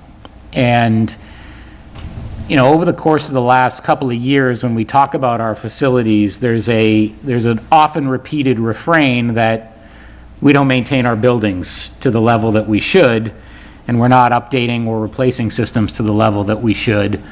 And I'm wondering, if you had an opportunity to think any more on that, and or is this something that we should be looking at from a policy or procedure standpoint to ensure that, maybe not in a given year, but over a course of maybe 2 or 3 years, that there's a notable proportion of capital spending that is being spent on facilities in the town? So I have, yes, thought about that question and that comment. And I think you have to provide context to any kind of situation like that. I mean, we had over $4 million in requests for fiscal 23 alone, and 66% of that being facilities. So obviously we don't have 4.3 million to spend on capital. And there's hard decisions to be made. There's a process that's followed. I think we have put an emphasis on maintenance and looking at those property condition assessments that were done through Vertex, as identified needs and repairs that need to be done to the buildings. So I think there has been a heavy emphasis on that. And we've, I think it would take me time to go through the different 7 buildings, the town buildings alone, to list everything that's been done in at least the last 5 years. A significant amount, I think, has been done to the buildings, but there's still a lot more needs. So I think, definitely has to provide context. If you look at the total facilities requests, it totaled about 2.6 million. And right now, the proposal tonight includes 576,000 approximately to be funded towards facilities. That leaves about 2 million unfunded. If you take out the TCP and Brooks House out of that equation, that brings it down to 884,000. And if looking at that as a percentage of what's funded, we're funding about 40% of our facility needs. So I think this year we just happened to see a lot of those needs for facilities in that column. And obviously there's going to always be, it's one of our larger assets in towns, our buildings. But I think the committee and I as well definitely are trying to catch up on deferred maintenance for the buildings and address it through the capital plan and through the budget as well, through the operating budget for facilities. I want to pick up on Mrs. Archambault's comment on the primary school AC situation. It's notable to me tonight that last year we spent 6 figures, I believe, on a chiller for the public safety building, which I toured there last week, and I understand that the installation of the new equipment is pending. And that was absolutely needed for a number of reasons, including environmental issues. We're investing in replacing air conditioning that is not in failure at the Eagle House yet, to my knowledge. And we're replacing HVACs in the town hall that include air conditioning that are as well at the end of their reasonable lifespan but are not in failure. Yet, we have a building that, and I don't want to belabor the point, was designed to have air conditioning in it. It has windows on the second floor of the building that cannot be opened. It has a giant array of windows in the library/technology space that is south-facing.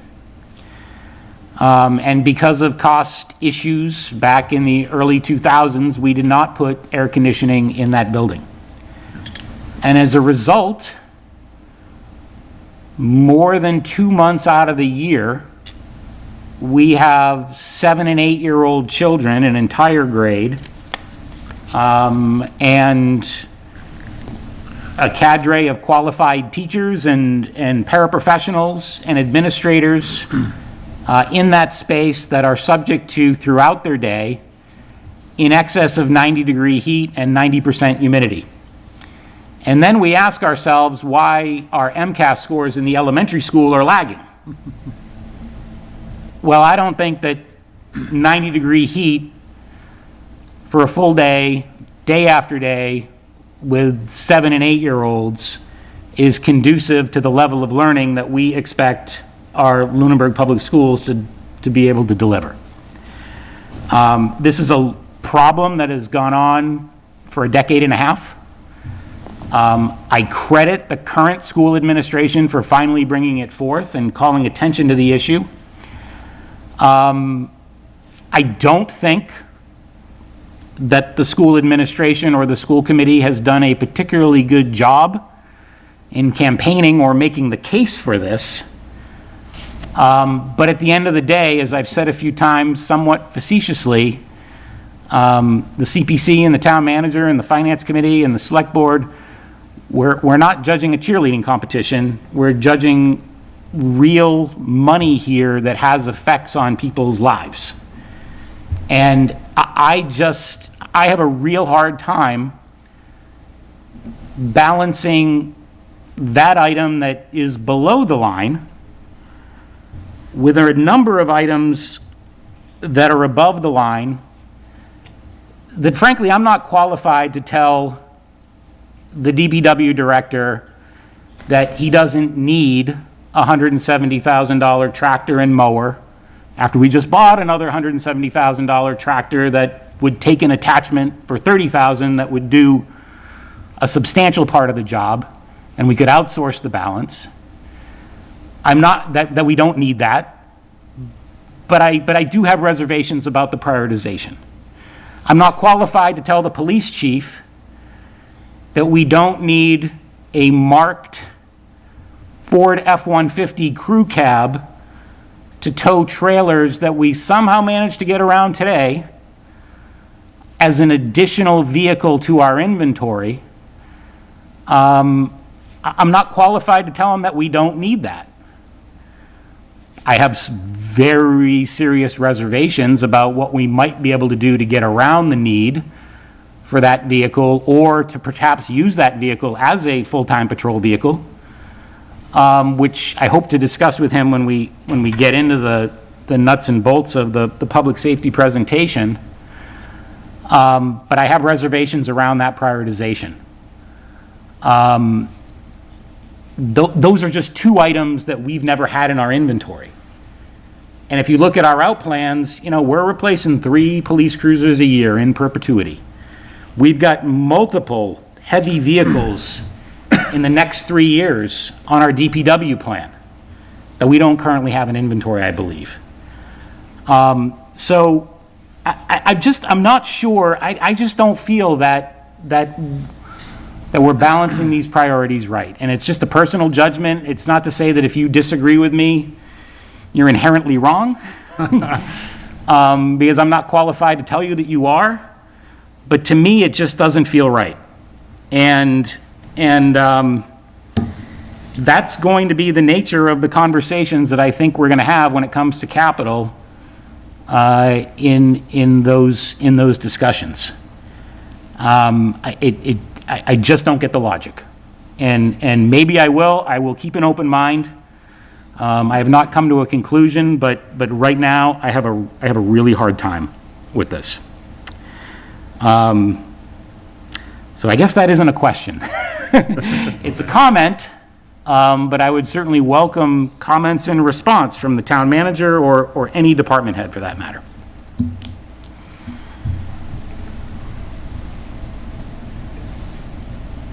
I'll just, so noted your comment.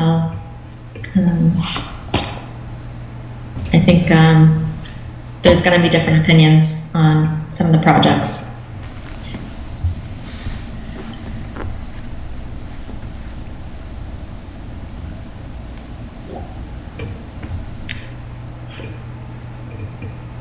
Okay.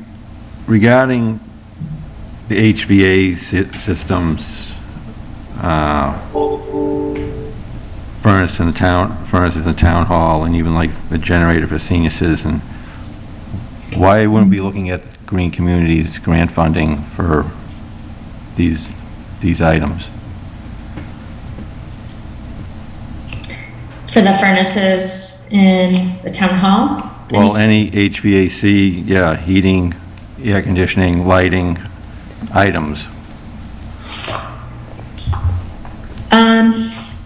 This is a good question. I can speak to the Green Communities Committee about that. I think what would probably be required is a energy assessment done and cost of the units versus payback costs. Yeah, that's normal procedure. Yep, but it would take some time to get that information. I will say that the town hall furnace units are constantly worked on. We've had a number of heating issues for as long as I've been there. So I know that's constantly an issue that's having to be dealt with.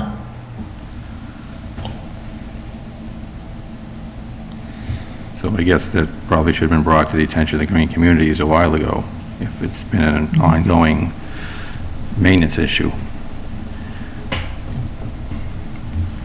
But yeah, I hear what you're saying, Pete. I would have the same issue putting vehicles and equipment ahead of HVAC or generator for the senior center to act as a emergency backup. Vehicles and equipment are a dime a dozen. You can always get a replacement for them easy enough. But yeah, even the AC for the school, I would consider more of a priority. And the old primary school, the $371,000 for remediation, was that the $300,000 you were asking for in the earmarks? Yes. So if you got that $300,000 in the earmarks, It wasn't 300,000, it was... It was the same amount, I think. it was at 371,000? I know it was over 300. Okay. So that would that's a free up the potential point of relief. 371,000? No, if we received earmark costs, then it would eliminate, we would reappropriate that if it was funded at town meeting. The problem is the earmarks are going to come well after town Yeah. meeting. So, if Well, yeah, then you can't guarantee them. if you're looking to fund a generator or an air conditioning system this year, that's not going to solve your problem.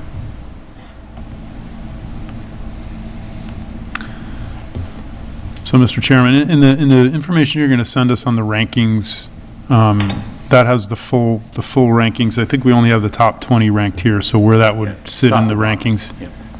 whether it's 21 or 35 or whatever it is. Okay, thank you. Yep. Yep. And by the way, it's, I mean, I can just tell you that with respect to the air conditioning system, it's pretty consistent across the members of the CPC. It was right in that range of 20 to 25, Okay. you know. We do have the rest of the rankings as well, further on in the Oh, are they? presentation, yeah. Okay. They're Yeah, 21 through 30 is on pages there. after. Not the breakdown of it, All right, thank you. at least the numbers are there. Okay. With that, thank you very much, everybody, for your time and attention to this. This is obviously something that we are going to discuss quite a bit in the next several weeks. So, thank you. You want to move on to the fiscal forecast, Madam Town Manager?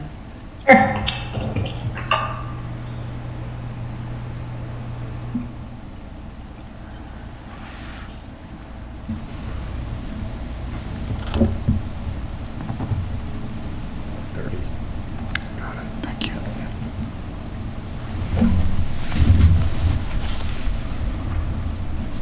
You're back to not sharing full screen.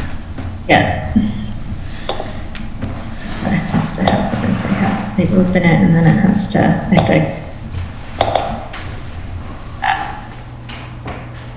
Is that good? Yep. All right. I know this is, I believe the first time some members are hearing the financial forecast as well. So what is a financial forecast? It's a financial planning and policy-making tool that projects revenues and expenditures conservatively over a multi-year period. It's a living document that is used to evaluate the budget over a 5-year period. And why do we forecast? It provides a starting point from which a balanced budget is developed. It projects likely outcomes based on historical practices, allows to look at the what-if scenarios. It also includes future budget gaps that we can project. It projects revenues and expenditures conservatively over a 5-year period. Bond rating agencies look favorably upon communities that annually prepare a forecast document, and it's required by our town charter in section 4-2, paragraph S. What's the difference between forecasting and budgeting?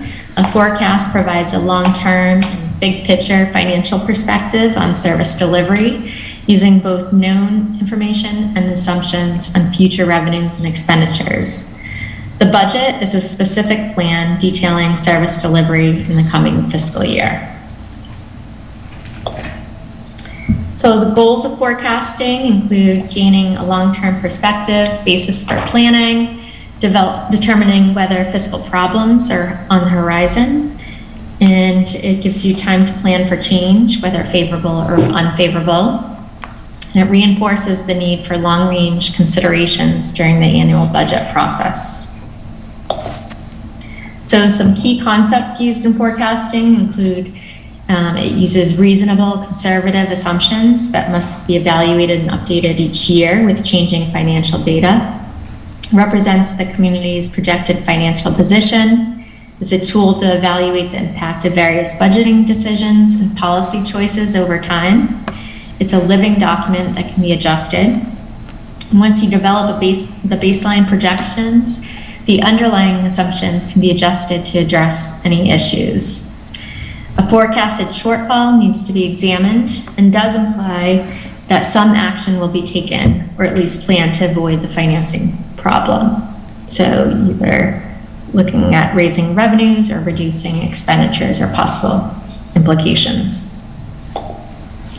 The tools and guides that guide forecasting include Mass General Law, town bylaws, and other generally accepted standards, our financial policies, looking at historical trend analysis, debt service schedules, union and employment contracts, and a basis of assumptions. For financial policies, our current financial management policies and objectives include exempt and non-exempt borrowing and debt burden. So our regular debt is no more than 4% of our regular tax levy, and our total of our annual debt for exempt debt is no more than 11% of the tax levy, and net of both debt service of exempt and non-exempt is no more than 14% of the tax levy. That's one of our financial policies. Another financial policies are Stabilization Fund. It requires a deposit from free cash be made in order to maintain a minimum balance of 5% of the current fiscal year omnibus budget.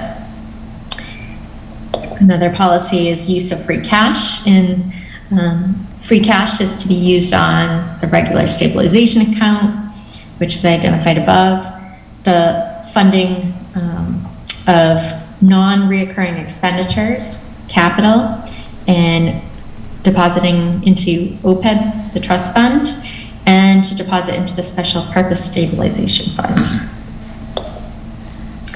Capital projects are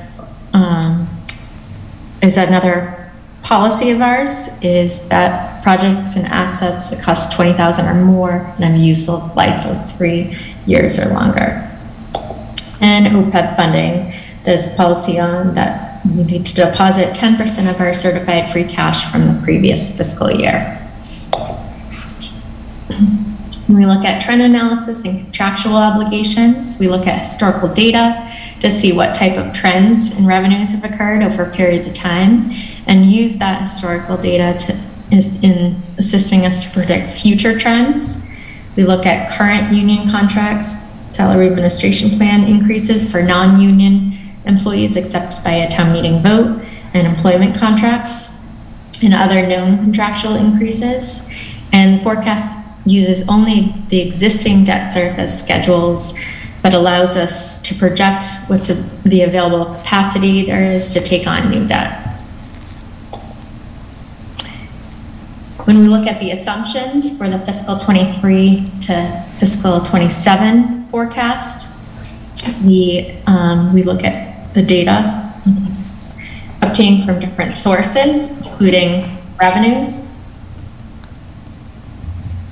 I'm getting some backfeed. Oh, really? I don't think anything has changed here, and we can hear you fine. So Okay. maybe it's just a matter of turning down your volume a bit or something. I'm not sure. Great. So looking at revenues, that includes property taxes, state aid, estimated local receipts, other available funds, such as stabilization and free cash. For expenditures, includes all operational costs to provide equivalent staffing levels as fiscal 22 and related expenses for existing programs. The fiscal 23 to fiscal 27 financial forecast includes the long-term staffing plan for the police and fire, and provides a scenario for staffing increases for the Lunenburg Public Schools. It includes debt service, assessments for regional services, pension costs, health, life insurance, general insurance, OPEB, the reserve fund, stabilization, and state assessments. So on the revenue side, the known figures and assumptions that we use are that property taxes, the forecast includes property tax increases of 2.5% per Proposition 2.5, and uses an estimate of $213,523 for new growth for fiscal 23. And the forecast for 24 through 27 increases property taxes by 2.5% and uses an estimate of $300,000 for new growth based on a 5-year average of historical data. For debt exclusions, the debt exclusions are added on to the tax levy limit and are known figures per the debt schedule at this point in time. The forecast for fiscal 23 to 27 increases or decreases the debt exclusion amounts each year to account for exempt borrowing. For state aid, the forecast for 23 level funds state aid from fiscal 22, and for fiscal year 24 through 27 assumes a 2.5% increase from the previous fiscal year. We also have local receipts. The forecast assumes level funding all local receipt categories, with the exception of the motor vehicle category, which is increased by $50,000 for fiscal 23, and assumes a 2.5% increase for motor vehicle excise and a 2% increase for all other local receipt categories for fiscal years 24 through 27. And for other available funds, the forecast for 23 uses $1,616,692 of our certified free cash. $1 million of that amount is towards fiscal 23 capital plan, $100,000 into the stabilization account, $250,000 into the special purpose stabilization account, and $266,000 into the OPEB trust fund to comply with our financial policies. The forecast for fiscal 24 through 27 does not predict any use of free cash and other available funds are consistently used across fiscal years 23 through 27. Other available funds include funds from the Artificial Turf Revolving Fund to pay for turf field debt and MSBA funds reserved for debt service totaling approximately $535,000, which drops off in fiscal 24. The forecast assumes use of special purpose stabilization funds in years with large fire apparatus capital projects. The forecast for all 5 years assumes no draw on the regular stabilization fund and assumes no new borrowing. Separate debt scenarios can be run for possible projects. And this has been done for the PCP project, for instance. This slide just shows the projection for property taxes.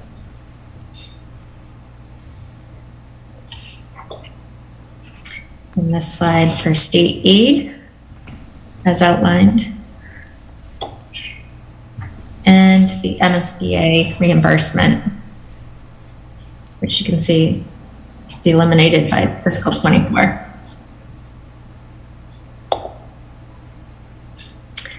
And this slide is indicative of local receipt, increasing the motor vehicle excise, 50,000, and by those percentages. This slide shows the receipt projections versus the actual for fiscal 21, because that's the most current year that we have actual receipts. We closed out fiscal 21, we're in the current year, so right now we have estimated receipts, and by the closeout of fiscal 22, we'll see our actuals versus our estimates. So you can see we conservatively estimate for local receipts. These are fluctuating elastic revenues. So, but it has benefited the community as we've been able to fund such things like items in the capital plan. And our actuals were 19.26% greater than our estimate. For free cash and other available funds, the fiscal 23 free cash amount reflects the recommended amount to be appropriated to capital, OPEB, special purpose stabilization fund, and the regular stabilization fund. And this leaves a remaining balance of $1,050,270 in free cash. For the other available funds, this includes the MSBA reserve for debt for premiums, the annual amount from the Artificial Turf Revolving Fund to pay for the turf fields, unexpended capital, and funds from the health insurance stabilization account. There's no projection for use of free cash for fiscal years 24 through 27. A financial forecast is not supposed to project free cash for future years that a certified amount is not known.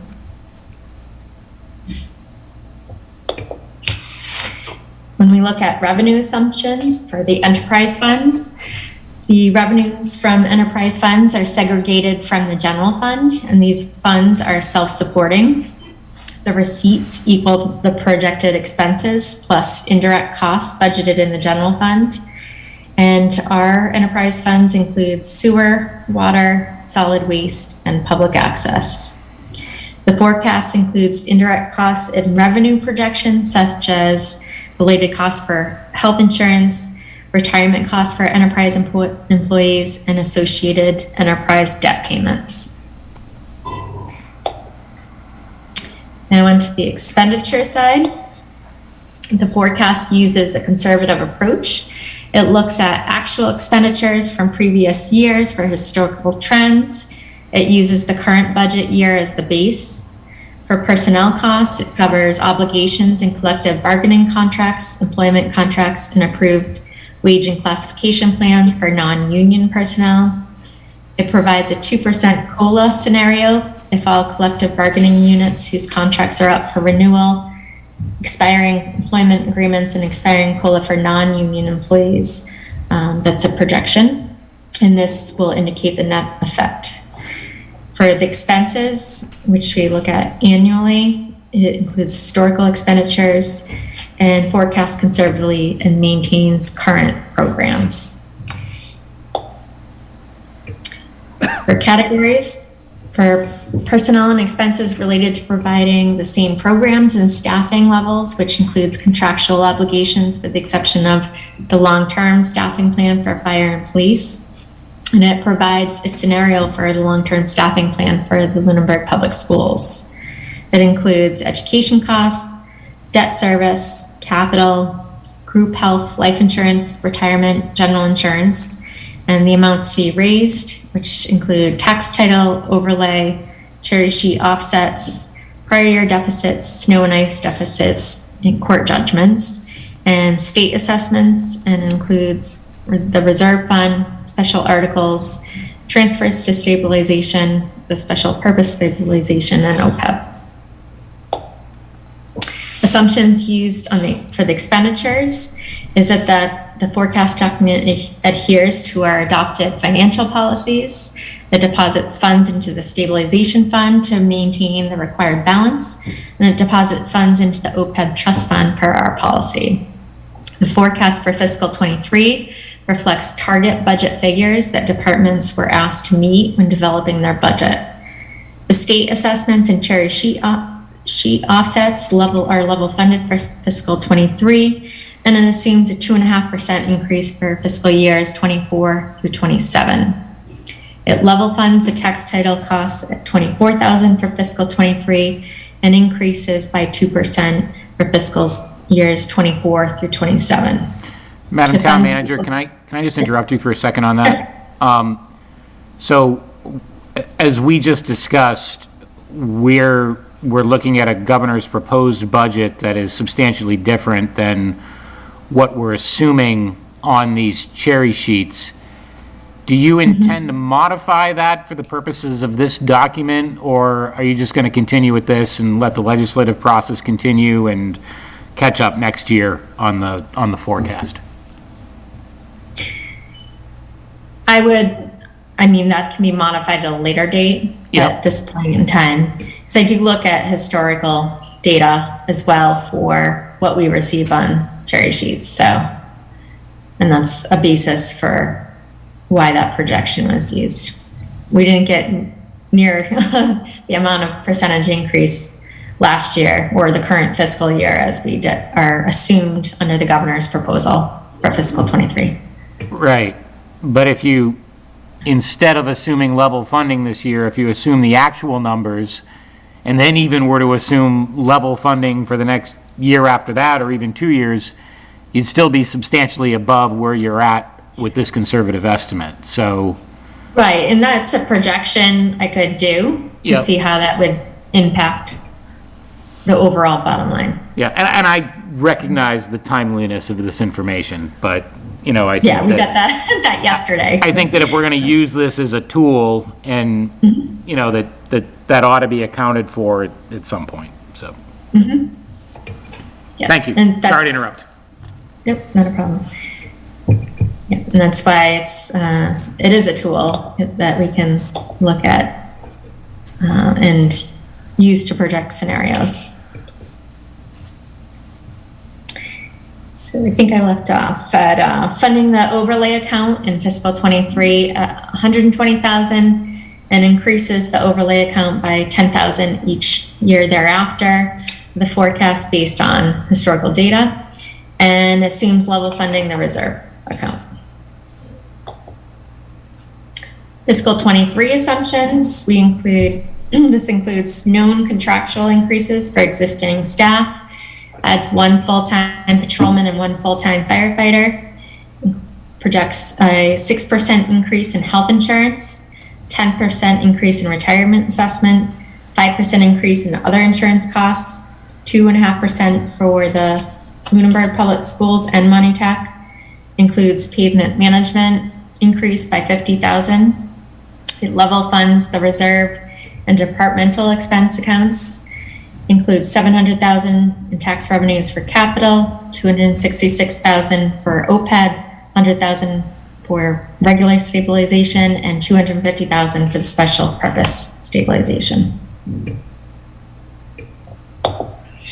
When we look at fiscal years 24 through 27, assumptions used include known contractual increases for existing staff, adds 1 full-time patrolman, and uses 8% increase in health insurance costs, 10% increase in retirement assessment costs, 5% increase in insurance costs, 2.5% for the Lunenburg Public Schools and Monty Tech, increases the pavement management plan by 50,000 each year.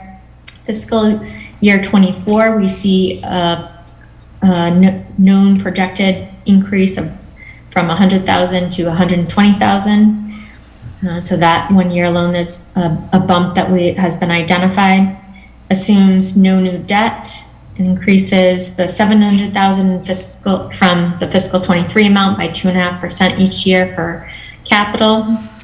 Increases the fiscal 23 100,000 amount for stabilization by 2.5% each year for that account, and it includes 100,000 each year into OPEB. So this is just a slide that shows a projection for all of the expenditures and bottom lines. This slide shows our current debt schedule projected out 5 years, and it shows where we are at in compliance with our policy with exempt and non-exempt and the aggregate. This slide shows revenues versus expenditures and indicates that fiscal 23, and that's, like we said, Peter's a reflection of just level funding state aid. So that's going to substantially change that bottom line, as well as future years if we used as an assumption that we'd be level funding fiscal 23's amount for future years. So when we look at debt capacity for our policy and what we have, this slide just shows our capacity for each of the projected fiscal years. So annual debt capacity aggregate is... That's what we could take on per debt each year. That's debt service, though. Yes. Right.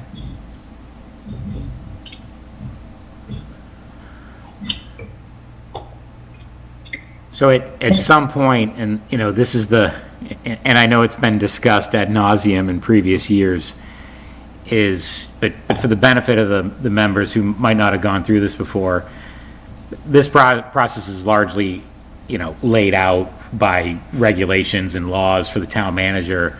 She's not forecasting in here any new debt service, right? So one of the tasks that I expect we'll be going through over the course of the next year or two with respect to our interaction with the municipal building committee is what is that plan for debt, and blowing that out probably over a period of at least another 5 years and figuring out what makes sense. So suffice to say, this is all based on knowns today, and the unknowns are missing. Mm-hmm.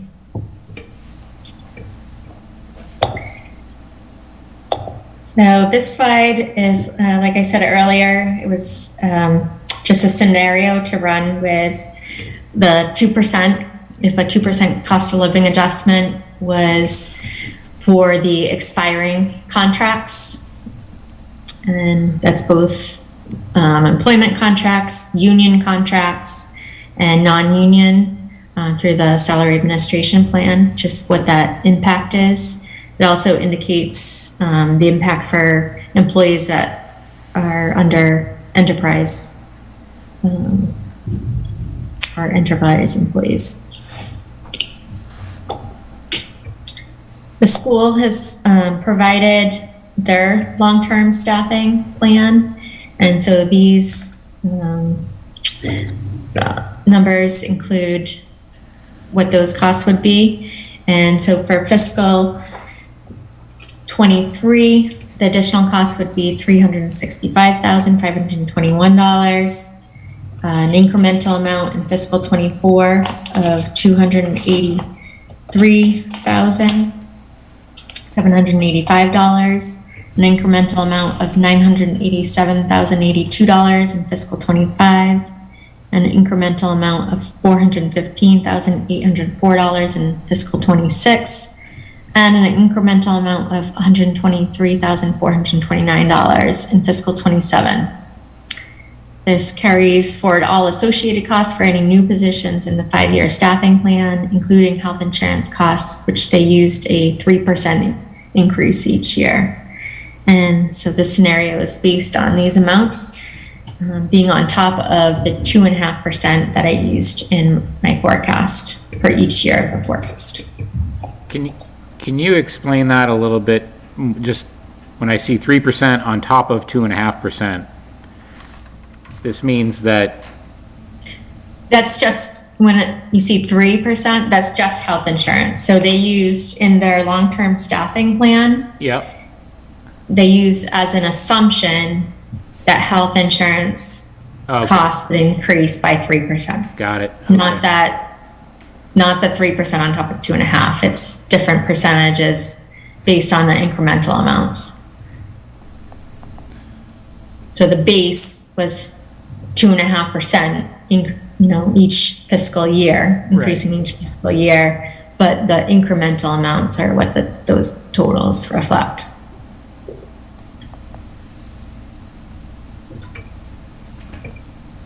So but can you go back to the previous slide? Yep.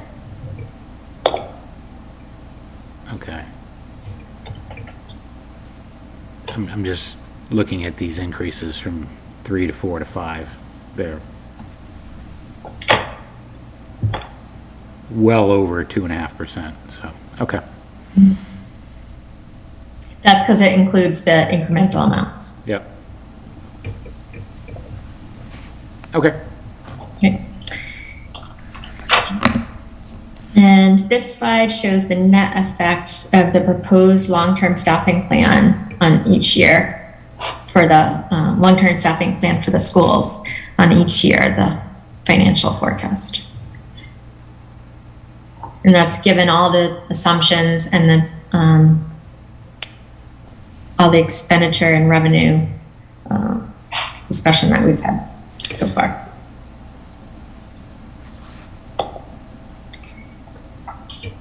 So the conclusions that we can draw is that there are deficits in fiscal years 24 through 27, and this is largely due to the fact that revenue projections do not assume the use of free cash, but on the expenditure side, we have projections that are typically, we use free cash to fund. So that's why you'll see largely why those deficits are in those years. We can also say we continue to review the long-term staffing plan for the school, and we want to make sure we're achieving their intended results, and to review the debt schedule to look at different funding scenarios for the two main projects that we've been talking recently about, or for longer than recently, the TCP building and the Turkey Hill Elementary School. We also continue discussion of our assumptions and scenarios, like running a scenario with the state aid. We also look at firming up our state aid estimates for fiscal 23, which we did receive yesterday. And so that would be an easy projection to run. And we receive our insurance rate range where we did on January 21st, but we don't receive our renewals until early March. So the 6% that was used in fiscal 23, Maya, who we have for health insurance, they released that rate range for the high of 7.5%. We were told that we could conservatively at this point use 6% for our health insurance increase but we'll get our actuals, so we can assume that they'll be lower than that, but we'll get those in early March. I'll continue to work with the superintendent on the budget, and a budget that's ultimately approved by the school committee. And we receive our Monty Tech assessment mid-March, and I present my preliminary budget February 15th. The week of February 15th, I think to the finance committee on the 17th. And the select board and finance continue their review from February until March, have their public hearing. I believe it's the end of March, and then another one mid-April. And the annual town meeting is May 7th, 2022.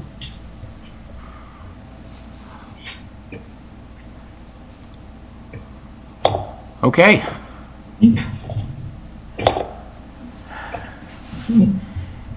Any questions or comments on the fiscal forecast? Yes. Mr. Waters? Just a couple sort of for my own clarification. You mentioned that there's no free cash use for FY 24 through 27. Is that just for it's for the forecast you don't use that, but for the budget or for the capital plan budget or for the capital plan forecast you do use it? Is it just, I'm just a little confused as to why it was 500,000 on the capital plan budget or forecast, but not being used on the forecast. The fiscal forecast. Right, Yeah. that was a scenario run on what we would hopefully see in our capital spending each year going forward. In the forecast, the best practice is not to use free cash because it hasn't been certified. So we have a certified amount that can be used at the upcoming town meeting, so that is certified this in the fall. So we know that's a known figure that we can allocate those resources. Okay, thank you. I think you already touched on my question, or Peter touched on my question about the level funding versus the 11% increase, but that's nothing that needs to be addressed now. The only other two questions I have is just off the top of your head, do you know how many collective bargaining contracts are due to be negotiated for FY23? So on that chart, it shows as well when each expires. That's all of So them. the salary administration plan, that will be an article at town meeting because that plan expires in June. So July 1, they would need a new comp plan, and that is typically done for a 3-year period. It's in the bylaw to do that and to do a compensation study and to present the recommendation at town meeting. The police union, that's currently will expire in June as well, June 30th. Mm-hmm. And at this point, then it's 2 years. We just did fire. Clerical, we are still need to finalize. So that will likely be an article at town meeting. But that would be retro for fiscal 21. Okay. And then just lastly, the health insurance stabilization fund that you put together for this past year, Was that Yes. funded at a 7.5% increase, so it would be covering this 6% potential increase, or are we able to cover that with that fund completely, assuming 6% or 8%? So and thank you for bringing that up. Good That's, Question of the day. yeah. Yes, that would be included in the preliminary budget as a revenue source. Okay. So this year, and the whole reason being, we were obviously going to face a deficit of that amount if we didn't plan accordingly, because we were able to receive one full month premium. So the school's portion was identified and the town portion that time. So that would be used to supplement the health insurance. Okay. Okay. That's all I had. Thank you. Any other questions? Mr. Bailish? Just one comment, which is, I don't know if you're instructed or there's regulations around how these numbers are presented, but I find percentage, the percentage change year over year would be really helpful in a lot of these figures. Because I find myself, doing the calculations all on my phone to kind of understand the percentage increases. That just really is a good way for me to digest the data, and I think it would help a lot of other people too. Okay. So noted. So that's just one comment, but can we talk a little bit more about the school staffing plan? I mean, it clearly stands out. You've highlighted it here. And I just want to make sure I'm understanding what we're saying, because some of these numbers get fairly large, and I'm looking on page 36. The shortfall after the LPS staffing plan. So I'm just trying to digest what does this mean? What is the, and this is maybe, I'm sure there's a lot, obviously there's a lot more detail behind this, but this is highlighted here. What's the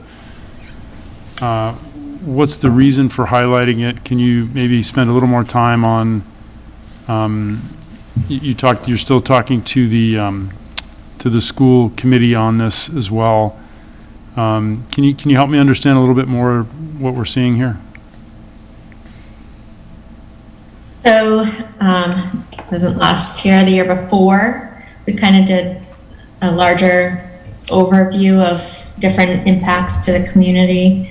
And as one of those outcomes was the school developing a long-term staffing plan, pretty similar to what, was developed by the police and fire, but on a much larger scale, obviously, because it's school across the whole, all the schools, and all their needs that they're projecting at this point in time. So this is a plan that they've referenced continually. And I know during COVID, they've actually used this plan as well for different, to say, this was a need identified cost.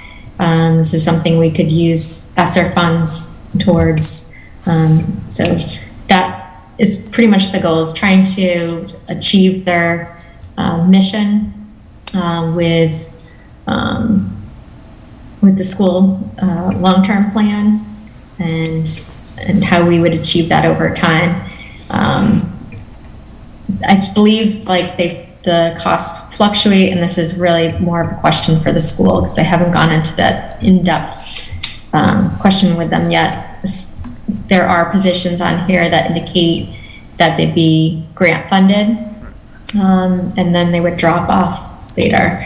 So I would assume they'd all be using COVID related grants maybe for a couple of years, and then when that grant funding dries up, that it would be an operating cost. So to add a little bit of additional context to this, is Heather outlined 3 years ago when we went, 3 or 4 years ago when we went through this process, as you've noted, we're following best practices that basically say you shouldn't assume anything that is not committed. So as she outlined, like grant money, you know, we get a Title I grant every year. It's relatively steady, Okay. but it's not considered a revenue source until we get the money, right? So some of that is baked in here. But the other thing that happened, and it was an identified discrepancy when we went through this a few years ago, was that when Dr. Burnham came in, she did an assessment of the school department, a needs-based assessment, and came up with a 5-year staffing plan that was substantially greater than the average 2.5% increases that the school has generally gotten over the last few years. And so what would happen is we'd see a 5-year, very formula-driven fiscal forecast from the town manager, and then we'd see a 5-year needs plan from the school department, and they wouldn't even look like they came from the same town. Yeah. So the step was taken to include them in the same document, at least, right? And so that we could have some level of transparency that said, no, there are clearly some looming deficits, at least with respect to, if we can't come up with the money, there may be some unmet needs here with respect to what we're doing in the school department. And it actually created, there was a period of time a couple of years ago where it actually created quite a bit of consternation at the select board, just in terms of, well, why are we forecasting something that we know is not going to happen, you know? But ironically, what has happened over the course of the last couple of years is it's rained money from the federal government in terms of ESSER funds, right? So what's happened is that a lot of that, what was considered pie in the sky, never going to happen spending in the school department, actually has happened over the course of the last year and a half. The problem is that money's going to dry up. And so if you recall, when we had that informal conversation with the superintendent, and I always bring it up when I have a public conversation with her, is, you know, we're all going to look at each other and say, these temporary positions are in fact temporary unless we come up with another funding source for them. So, you know, I think that we needed to spend that money, as I outlined in my comments last week, around mental health and, you know, some of the other issues that are looming with respect to, you know, impacts from the pandemic. But we don't have a plan to fund the needs that have fully fund the needs that have been identified by the superintendent in these out years. So that is a, Okay. you know, and we'll figure it out, you know, ideally, but for forecast purposes, it's important to identify those gaps. Okay. Very helpful, thank you. That's all from me. Any other comments or questions for the town manager on the forecast? Mr. Gray? Nope. Okay. Mr. Simeoni? No? All right. No. All right. Thank you.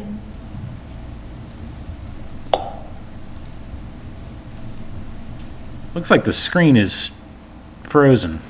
Is anybody else's screen frozen? No? Okay. Looks like the PAC feed might be frozen. Oh, yeah. It's got an interesting, oh, we've got an unstable internet connection now. Heather, can you hear us okay?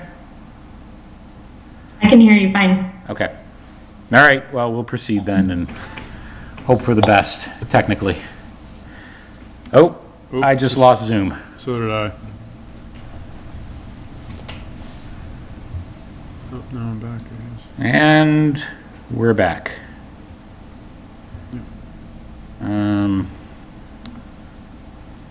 And I'm still host. Go figure. Okay. I never lost connection. I could hear you that whole time. All right.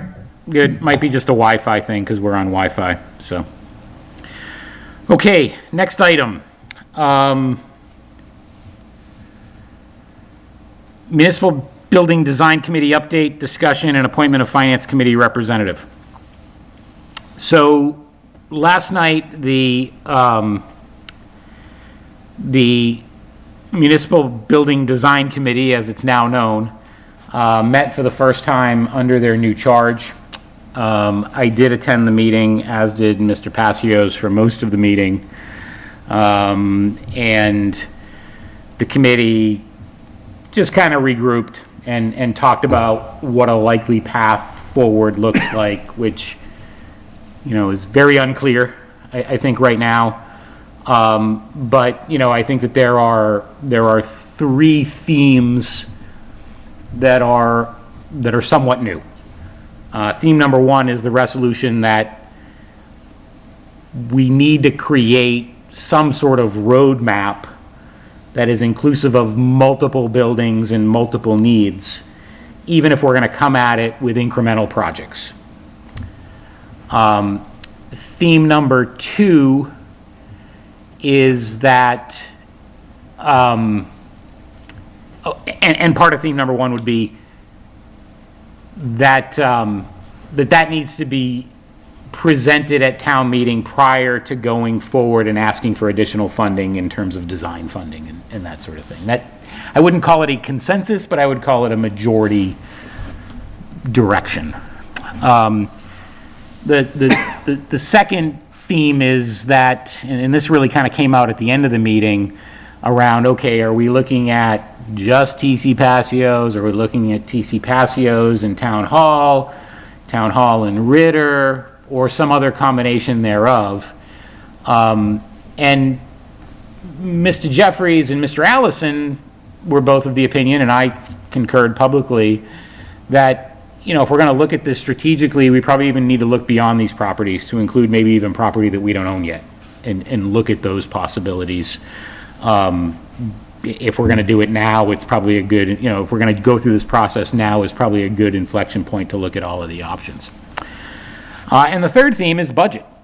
And recognizing that there needs to be some sort of financial reality that is constantly shined on all of this process, both in terms of the strategic reality financially, as well as the impact of any individual expenditure. And Mr. Passios raised the issue and made the point that in our discussions, there has been some discussion about what is the Finance Committee's role, and what is the role specifically of the Finance Committee representative to that committee. And the opinion of, I think everybody is aware at this point, Mr. Menard, and I've shared some concerns that I don't believe that in the latter stages of what we just went through, that enough of those financial reservations were projected from the Finance Committee representative. Not to say that I don't think Dave did a good job, or that it wasn't an enormous outlay of effort and activity on his part, or that I don't appreciate any of it, but I do think that there was a shortcoming there. And I think that we owe it to ourselves as a committee to either resolve how we want to operate as a committee on this, and who is the right representative to that committee, the right member. It is a voting member of an ad hoc committee. And what their charge is, or what their expectations are from this committee. Mr. Passios, when he sent me a note earlier tonight, said he would like to continue to serve on the committee. He did express, I would add, not in his note to me, but last night in the meeting, some reservations about the charge and the capacity of the committee to actually deliver on that charge. But nevertheless, he has expressed that he would like to continue to serve. And so that's the decision that we have to make. And he also did convey that if the committee decides that he's not the right person for that, he understands. So, we're being transparent here, and where there are minor disagreements, there are minor disagreements, and here we are. So that's basically where we're at. Unfortunately, we're at a point tonight where we have two members who are not present to vote. The Municipal Building Committee will meet again on the 7th of February, which is a Monday.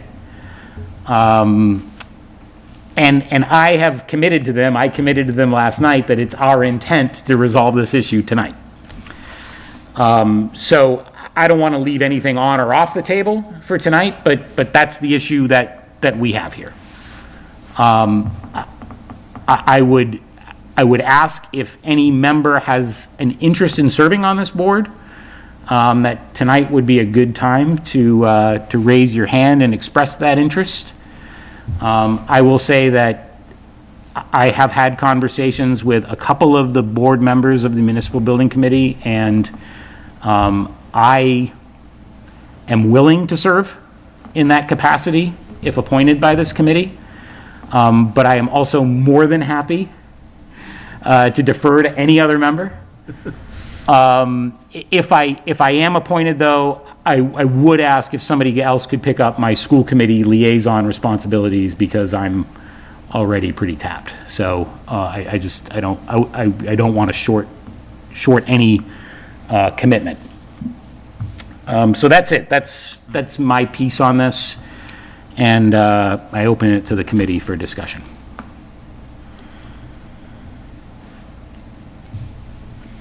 Yeah, just to say a quick piece, I agree with the overall sentiment, Peter, that, Mr. Chairman, that we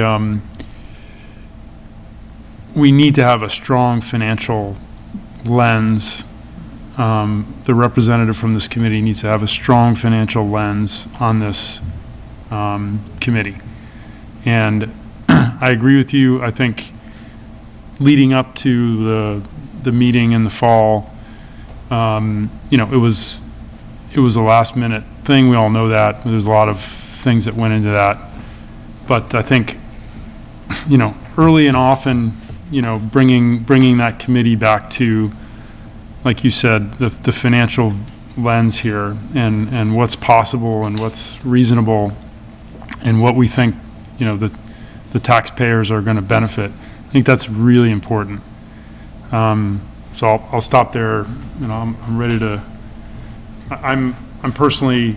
I think it's going to be a hard thing for me to do. So I'm not interested in serving on the committee, but happy to. I'd be happy to nominate you, Mr. Chairman. Any other comments or discussion?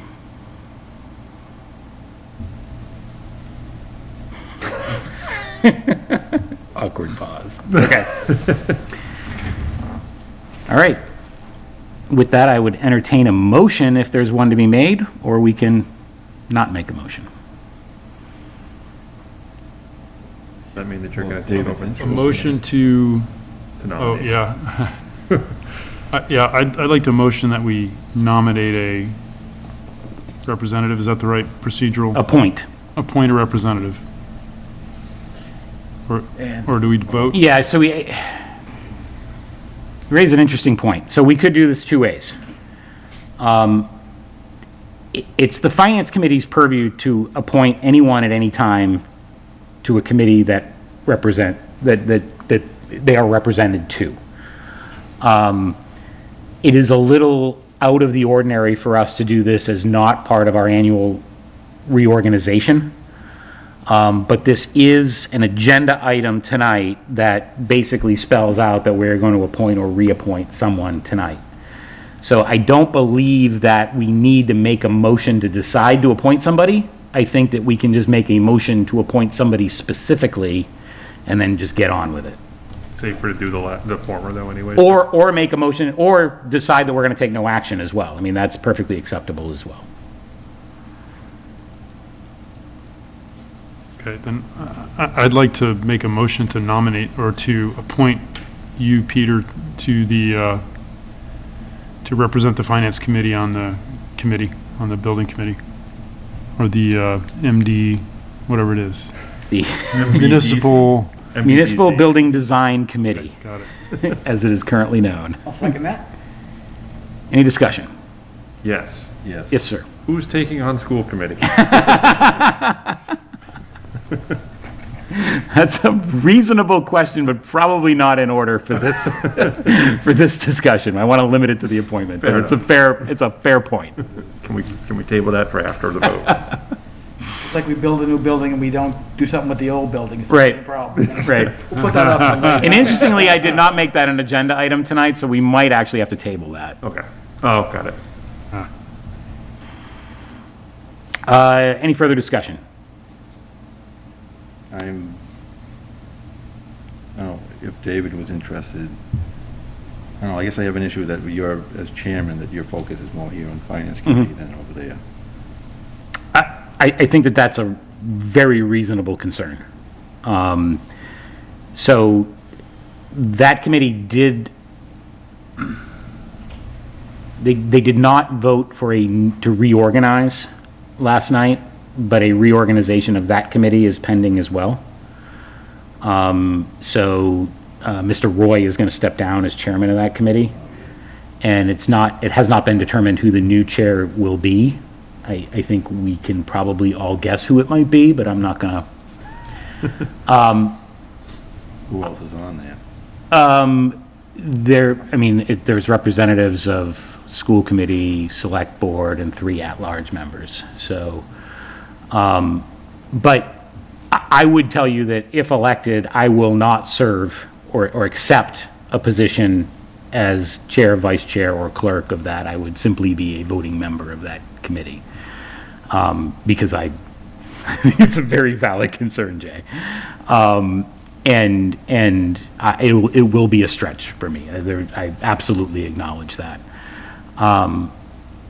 So I would take that into consideration. That being said, let's keep in mind that the alternative right now, if we were to leave Dave in his capacity as a representative of that committee, his availability in the evenings is now limited as it is. He serves as an elected member of the Parks Commission and is our committee's representative to the Capital Planning Committee. So he would now not be alone probably in being overcommitted. So, I do think that it is what it is, when we take appointment to this committee, we have to assume that there's work involved, right? So What is the estimated time commitment that's put forward with the new charge? I mean, since it is so broad. yeah, the truth is I don't know. The other challenge with that committee is that they have members that meet every night of the week, right? So there's a planning board member, they meet on Mondays, a select board member, they meet on Tuesdays, a school committee member, they meet on Wednesdays, a finance committee member, we meet on Thursdays, and so on and so forth. So the discussion that they had last night is probably to move it most likely to Mondays on the off weeks of planning board.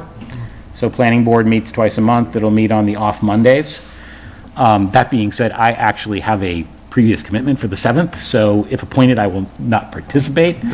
I'll acknowledge that transparently. I'm taking my kid to the bean pot. But it's so it'll probably be a 1 to 2 night per month commitment. On Board of Health nights. I'm sorry? On Board of Health nights. Yes. Oh, there you go. There you go, I'm out. Yeah. How convenient. All right. Any further discussion? Let's take a vote. So the motion is to appoint me to the Municipal Building Committee. I'll take a roll call vote. Mr. Gray? Yes. Mr. Baelish? Yes. Mr. Waters? Yes. Mr. Simeoni? No. And a yes for myself. And let the record reflect that Mr. Passios and Mr. Menard were not present.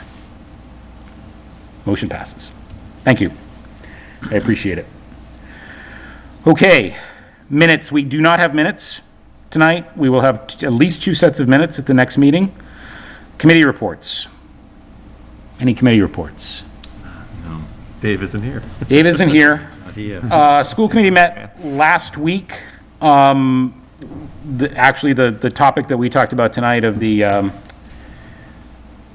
capital planning issue was discussed, as well as, actually, they met twice last week.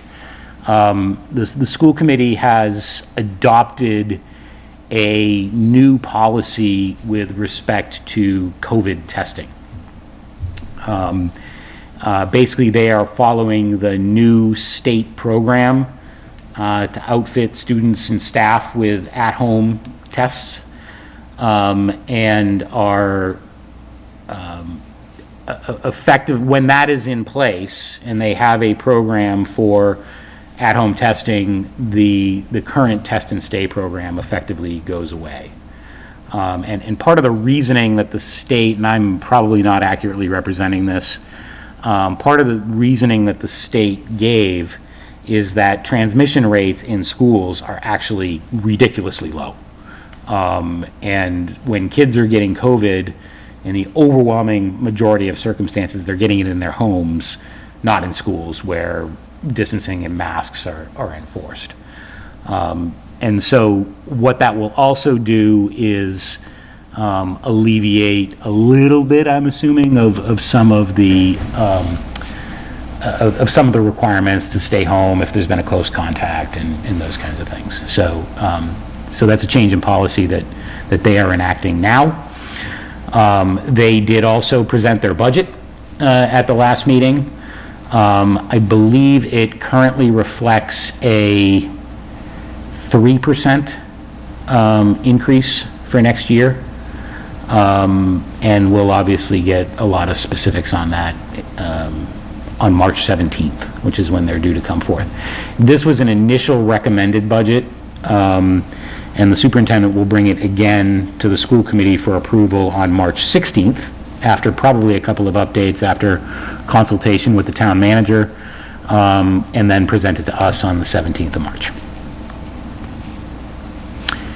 Any other committee reports? Hearing none. Is there any public comment? Is that Mr. Rogers out there? Looks like it. Mr. Chairman, Mr. Rogers, good evening. good evening, sir. I'll be brief because you guys have put in long hours. I have listened to the entire meeting, and I would be remiss if I didn't tell you that I don't have a comfortable feeling. And it's not because people aren't doing their jobs. In fact, it's because they're overextended. But when I put together things like no new debt, a deficit, or not a balanced group of numbers, years 23 to 27 or 24 to 27, whatever it is, and the way the school is structuring their needs, and I'm sure that they firmly believe that there are some needs. I just don't see how we can possibly fund everything that they're talking about. And when people are talking about, putting in heating systems in the town hall and doing things to the Brooks House, and when the APDC committee, God bless them, is dragging their feet and we're not getting any movement. We can't even get a consensus on what we're going to build, and we're certainly not getting a consensus on the capital expenditures. So I would strongly suggest that we look with absolute scrutiny for the expenses and the revenue as well, because if it's anything over 2.5, I don't understand how this can be funded, and I will be damned if I will approve and go along with an override. And that's where I think this thing is heading. Just my opinion, but I'm very, very concerned, and I thank you for your time. Thank you. Thank you, Mr. Rogers. Always good to hear you. Any other public comment, either from the public or the board? I would just like to, through you, ask the town manager what our snow budget is at. Oh, good question. I don't know that she'll have an immediate answer, but it's a good question. I always want to know. Mrs. Lemieux, Wait until after Saturday. can you, yeah, right, to be retabulated on Sunday. Do you have any indication of where we're at on snow removal? I will inquire with the DPW. If you could email us or give us a heads up, Sure. that'd be great. Yeah. Thank you. Yeah. Items for future meetings and upcoming meetings. So, what I've done on the agenda, you may have noticed, is I put like basically everything up until the public hearing on the agenda. This was really for my own purposes. When somebody asks, when is COA going to be in, I can just look at the agenda and know when they're here. I would call your attention to the fact that we will not be meeting again until the 17th of February. So we have 3 weeks off. But then on the 17th of February, we will basically be going weekly through March. So buckle up. I don't have any additional items on my agenda for these meetings. But if anybody else does, you are more than welcome. Like, for example, one member brought up the possibility tonight of inviting the capital planning committee, perhaps for a joint meeting. I think we could decide we want to do that tonight, or we could punt on that, and as we get closer to the public hearing, think about that. But I do think it's a good suggestion, and it might be worth beginning to reach out and let those members know that we're interested in a face-to-face conversation with them. Any other thoughts or comments? All right. Hearing none, I will accept a motion to adjourn. So moved. Second. All in favor? Aye. Aye. Not in favor?